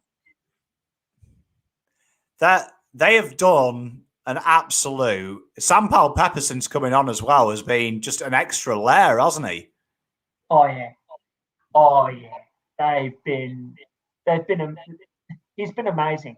Yeah, he's only been on what 15-ish minutes, and he's done that. Tell you what a start to the final series. Tell you what, if it's going to be like this for most of this week, Dan, I reckon we are in for a corker. And I don't know if there are any people in Tassie that are getting ready to go to the finals, but get around it because we want to see a Tassie team within this competition, please. I think it's only a matter of time, isn't it, before we get a Tassie team? Yeah, exactly. You've got to have one in there. You want to make it a national competition, you've got to bring Tassie in. Do you think it'll be a new team, or do you think it'll be an existing team that's been forced out to play there? I want it to be a new one, but something tells me they might look at the relocation option. I feel, yeah, I think you might be right. I've got a feeling that they'll relocate. I just think there's something beautiful about having a new team. Yeah. I think it creates an identity that no one feels shared. No, exactly. Exactly right. Makes you feel like you own it yourself, and they're not sharing it. So I mean, hopefully the AFL do the right thing, but you just never know with these guys, do you? No, exactly. And when I went to North Melbourne v Carlton in 2018 in Hobart, shout out to the Tassie supporters group that are Carlton supporters down there. I know you sometimes keep your eyes on this. Look, it was good to see plenty of Carlton supporters get around Carlton when they were in Tassie for the game, because it's not often that they're going to be down there, whether it's in Hobart or Launceston. Oh, I'm with you. I mean, like Michael, like Mighty Blues 7, good day to you. He says, what about a team in Northern Territories? I mean, that's another breeding ground if you watch the Northern Territories leagues and stuff. Exciting footy. And I think the Northern Territory games as well, real good country football atmosphere as well, real honest atmosphere. Oh, yeah. Oh, yeah. You look at the games in Darwin and Alice Springs. They might not hold much, Dan, but they get around it. Look what happened when we went to play the Gold Coast up in Darwin last year. We had plenty of them up there. Oh, mate, and I'm with you. And I mean, Northern Territory is obviously a real great breeding ground of football talent as well. It's like a conveyor belt of exciting talent. So I'd love it because I think 20 is the perfect number. Yep. Is the perfect number of teams. But I mean, it's something that I'd love to see. And I think a lot of people would do. Yeah, exactly right. What Adelaide double their score as the siren goes. It's just a party atmosphere for the last minute. Oh, I'll tell you, the Power have powered into the next round. Oh, yeah. And that's a tough loss for Geelong. It'll be interesting to see how that affects them psychologically. Yes, exactly. Exactly. Because now they've got to get ready for next week. Oh, like that is a huge, that could be a huge worry because mentally you would be absolutely stuffed after that, wouldn't you? Yes, you would be. Like that's one that you just want to go back home to your wife, drink some beers in your shed and forget about your life for a week and come back and regroup. Yep. Great comment by Adele. They don't seem too excited. You're right as well. It's business. Business as usual. Still some work to do. No, great call, Adele. Great call. They know their job's not done yet. they've got the week off now, but they've got the prelim. They've got the prelim to worry about. So they'll be keeping an eye on the semis and seeing who they get out of that. Nah, spot on. Well, that is the game today. Thank you very much, Beachy, for being Terry for 2 quarters when Terry decided to die. Thank you to everyone who stuck around. It was a great bit of fun. And we'll see you next week for one of the finals games. Done.